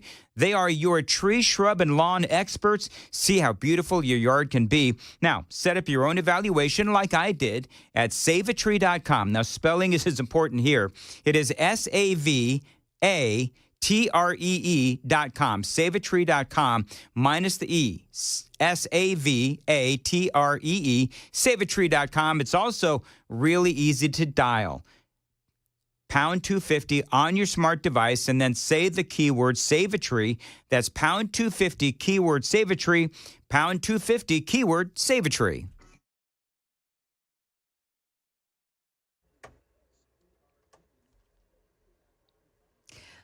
Well, good morning. It's now 8:30. I'm Joan Jones with your top stories. The snow should begin falling around here After you've cleaned up the dinner dishes, Channel 4's Stefano DiPietro. Winter weather advisory south of I-40, a winter storm warning along and north of I-40 starting again this evening and lasting all the way through tonight and into that morning commute tomorrow. So in that warning area above I-40, 2 to 4 inches of snow expected. In the watch area, that'll be south of I-40. That's where 1 to 2 inches of snow is expected. In all areas in the WTN listening area, it's going to be cold after the snow. So there is an expectation that the roads will freeze for the commute tomorrow morning. Also for Thursday and perhaps Friday as well. Be careful. In April, Southwest Airlines is scheduled to start flying 6 new nonstop flights from Nashville to a handful of cities, including Memphis and Tulsa. But the airlines just announced that it is also making some cutbacks. The email went out Monday to corporate staff all the way up to vice president level. They were ordered to leave headquarters at 6 p.m. Aviation analyst Steve Cosgrove says 1,750 workers will learn today whether their jobs at Southwest Airlines are safe. Cosgrove calls it historic. 50 years, they've never laid off. And now they're like every other airline. The layoffs target 15% of employees at headquarters. Jim Ryan, ABC News, Dallas. Meantime, if you're headed to BNA today, you may see some pilots walking a picket line. Allegiant Air pilots have authorized a strike. They say the company needs to address things like pay, scheduling, and working conditions. And they've decided to picket here in Nashville and also in Fort Lauderdale. That is the latest news. We've got traffic and weather next. I'm Joan Jones, WTN News. Look at Joan, 8:33, Nashville's Morning News. Dan Mandis here with a question for you. If your roof was destroyed in a storm, how much of that replacement cost would your insurance company cover? Now, if you don't know, you really do need to ask because some insurance companies refuse to pay full replacement cost. They're going to deduct money for an older roof, and this means that the insurance company will depreciate how much they pay for your roof claim. An older roof, they're going to pay you less, and that could leave you on the hook for thousands of dollars. Now, my friends at King & Associates Insurance, they will pay full replacement cost. So whether you have to replace a 10-year-old roof or a 2-year-old roof, they will pay for it to be replaced, period. It is that kind of focus on customer service that makes King & Associates Insurance one of the best insurance companies around. So call them at 615-329-8121, 615-329-8121. Get your royal review, tkinginsurance.com. This report is sponsored by Wendy's Breakfast.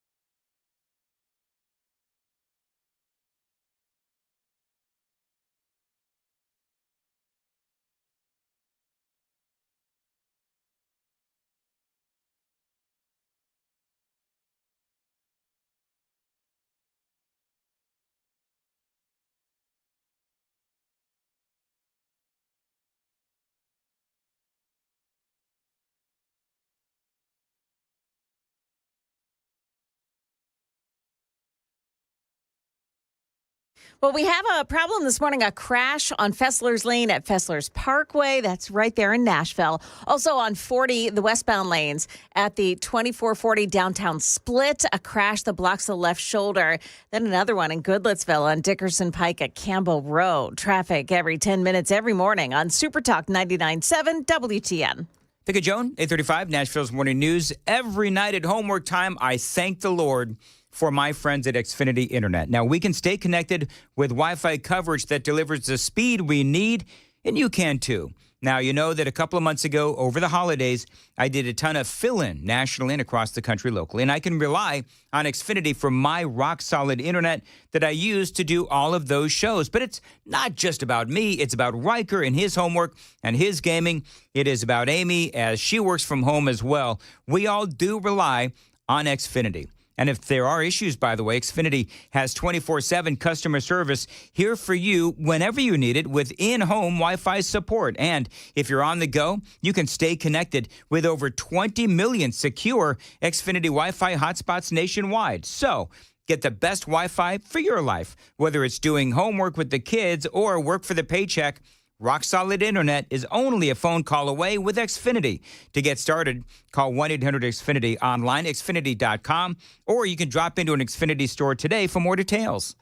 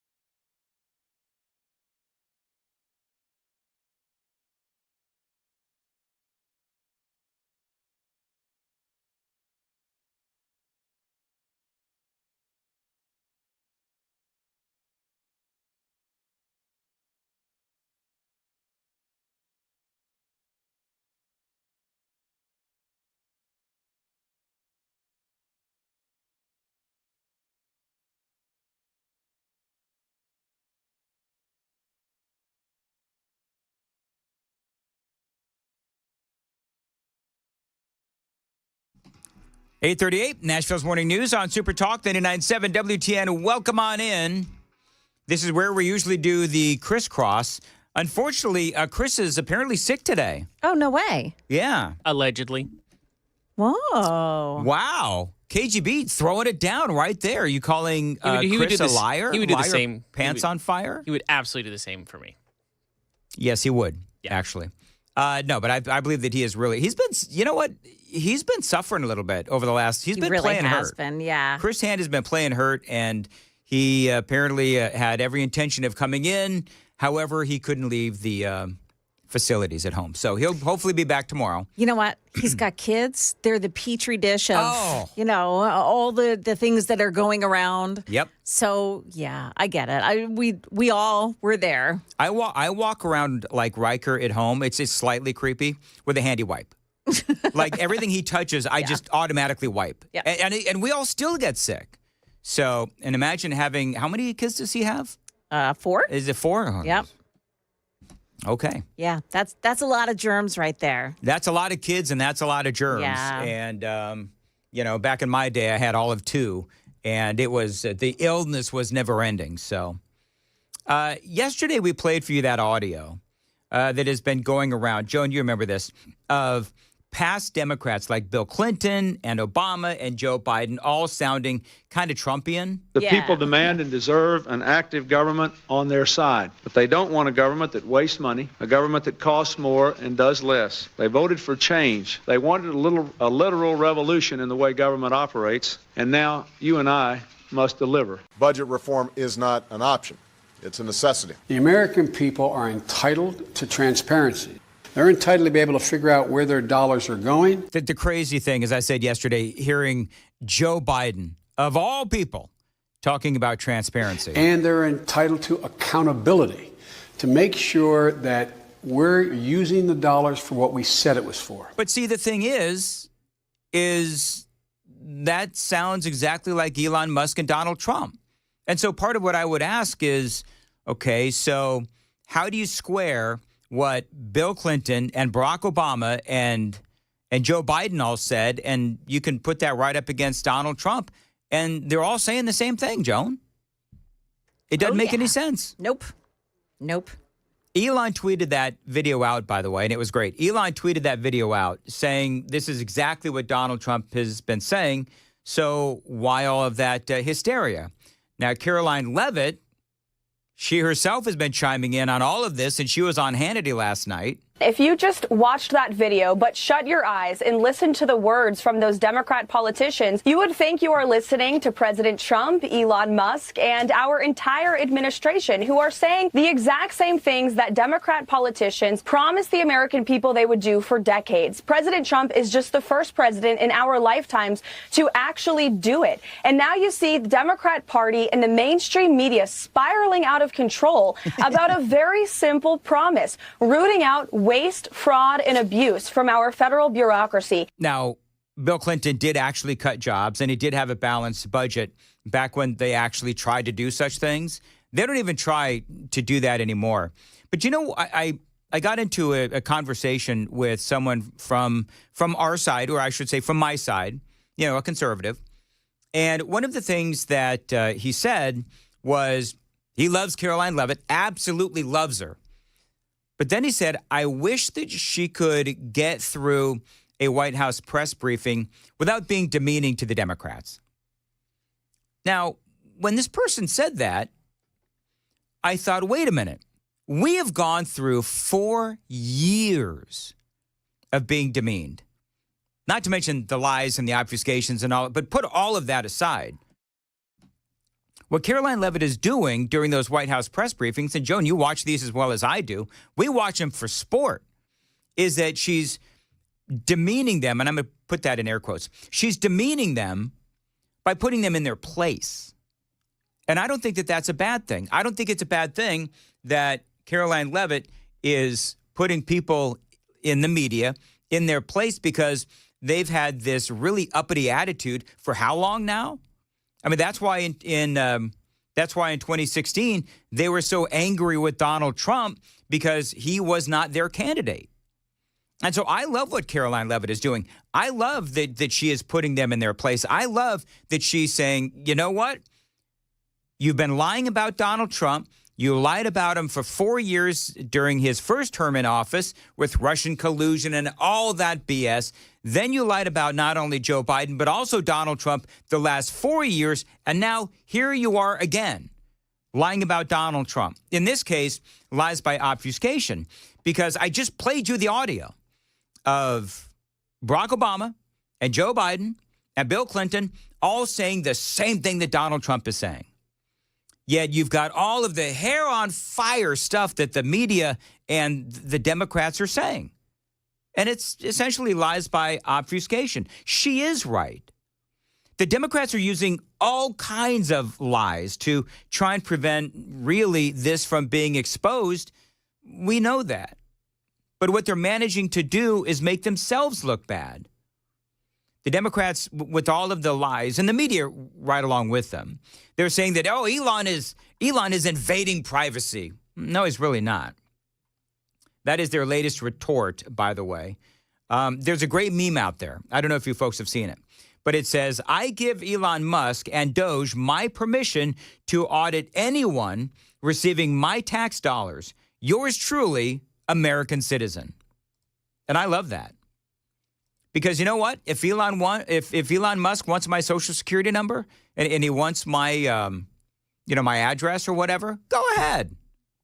And then find out where the heck all the money's going. And I've been fighting fake news reporters all day long here in the Washington, D.C. swamp who are trying to fearmonger the American people into believing that this administration is going after their hard-earned tax dollars and their hard-earned Social Security checks. So I want to set the record straight. President Trump has directed Elon Musk and the Doge team to identify fraud at the Social Security Administration. They haven't dug into the books yet, but they suspect that there are are tens of millions of deceased people who are receiving fraudulent Social Security payments. And so their goal in going into the Social Security Administration is to identify three things. Number one, to identify duplicate payments and to end them. Number two, to identify payments that are going to deceased people who are no longer living and should no longer be receiving that money. And number three, to protect the integrity of this system for hardworking Americans who have been paying into it their entire lives. Exactly. Ain't that hard, man, Democrats. She also says, by the way, don't worry if you paid into the system of Social Security, you will get your money. But here's what they're trying to do. They're trying to help make the Social Security system better. That's what Donald Trump and Elon Musk are doing. They're trying to make the Social Security system better and more efficient and less corrupt. I mean, earlier in the broadcast, I was telling you the latest on Social Security and what they found, and they found thousands of people who are like 150, 160 years old. And clearly they shouldn't be getting Social Security because they're dead. I mean, the numbers were astronomical. And so the more that we see that going on, the more that we see those numbers come out, and Elon Musk is calling them out every single day. We find more. We find more and more and more of these numbers going higher and higher. People that are long dead that are still getting Social Security payments. Earlier, we played this audio. Let me see if I can find it real quick. Earlier, we were playing some audio from Stephen Miller, and he is, of course, a policy advisor for Donald Trump.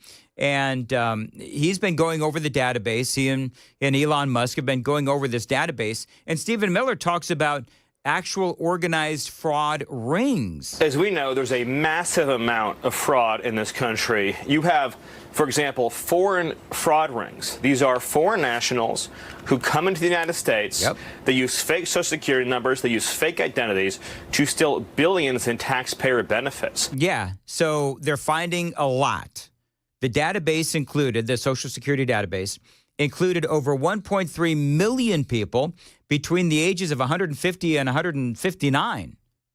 Nearly 122,000 between the ages of 160 and 169, and over 6,000 between the ages of 170 and 179. By the way, in case you're wondering, the oldest person, according to the Guinness Book of World Records, 122. So Elon Musk is tweeting all of this out, and Stephen Miller certainly is one to take notice. There's no way to know until Doge gains full access exactly how much money we're talking about, but over a 10-year normal budget window, you could be talking about saving over $1 trillion by clamping down on massive fraud in our tax and entitlement systems, including, again, those carried out by organized fraud and theft rings. So this sounds like these aren't simply mistakes or bookkeeping errors. It does sound to me like this is some sort of an organized theft of billions of dollars. Now, I hope that I'm wrong. And they've got to do a lot of digging. They got to kind of like dig in there, if you know what I mean, and really figure it out. But the next question is, okay, so who? If there are organized fraud rings from, foreign nationals or whatever, well, what nation is it? And is this people working within the federal government, or is this just random people that are crooks who have learned how to game the system? Also, is this a political party? Because let's all be honest. I mean, I'm a conservative, I'll say it. Is this all Democrats? Because let's be honest, those that are screaming the loudest are the ones, quite frankly, that are looking the most suspicious. Earlier today, earlier this morning, we were playing some of the cringiest music ever. So they're out, and I can tell you, if Brian Wilson, who's going to be in for Chris Hand, if Brian was in Washington, D.C., we would send the intrepid reporter out to cover the cringiest of all cringy music. Mandis alive. I mean, it's really bad. It is really bad. Here's another one. Stop the fascists now. Stop the fascists now. You know, the funny thing, too, Joan, is that the guy, he really believes that he's hitting those notes. Trump is not a king. Why can't they get out of the 60s? That I guess, you know what? Brian is he found out at the last minute that he was going to be filling in for Chris, and so he's in hardcore prep mode. Oh, yeah. But somebody asked Brian, why is it that the Democrats cannot get out of the 60s? That's what I want to know. You know what's happening is that back in the 60s, there weren't any of these televised, America's Got Talent. And so now everybody is thinking that, if I sing this way, somebody's going to notice me. Never turning back. Yeah. Do you think it's because they want like a record deal or something like that? There's, I'm sure they're By the way, thinking. I didn't believe you when you said it was a man. I didn't does either. I not thought it was sound a like a woman. man. Yeah. Yeah, it's a man. But then I had to listen to it and edit it for you, which was maybe the worst thing you've ever asked me to do. You're welcome. Gonna keep on moving forward. Like that is like hostile work environment kind of stuff you had me assigned to do. Listen, all I'm saying is, these Democrats, are they? I guess the question would: Are they trying to make this sound bad, or because no, they think it sounds amazing? If you make it sound bad, you're going to get more ears on you, right? Yeah, that could be the strategy. No, there's so much up. They're up their own, you know what? That they think that's amazing voice. They think it's like the gospel. Joan's like, yeah, Dan, that's the strategy. yeah. No, is that not? You're not buying it, Joan? Not even a little bit. Okay. Yeah. All right. But I love this. I think my favorite one Trump is not a king. is where they say Trump is not a king, because clearly not, because Donald Trump won both the popular vote and the Electoral College. Yeah. By So the I way, don't know. The text line is going off saying you to stop it, and KGB. Someone said KGB has a case for a hostile work environment, making me edit that. So thank you, 0779. Just requires a little hazard pay. Yeah. So anyway, I'm just moving right along. I'm thinking about something snarky to say, but KGB may actually have a point. Yeah. That was rough. Anyway, all right. So Brian Wilson is coming up next for Chris Hand. He is in hardcore show prep mode because he only found out like a half hour ago that he's going to be working. So Wow. But listen, Brian is a pro, Yes. and he's going to be able to pull that magic out of that hat. No, it's the rabbit out of the hat, isn't it? I think Either it's way. the rabbit out of the hat. Honestly, Come on, either man. way. Is it the rabbit? Whatever. It is. Magic. It is the rabbit out of the hat. But maybe the rabbit is magical. I don't know. 8:54 on Super Talk 99.7 WTN.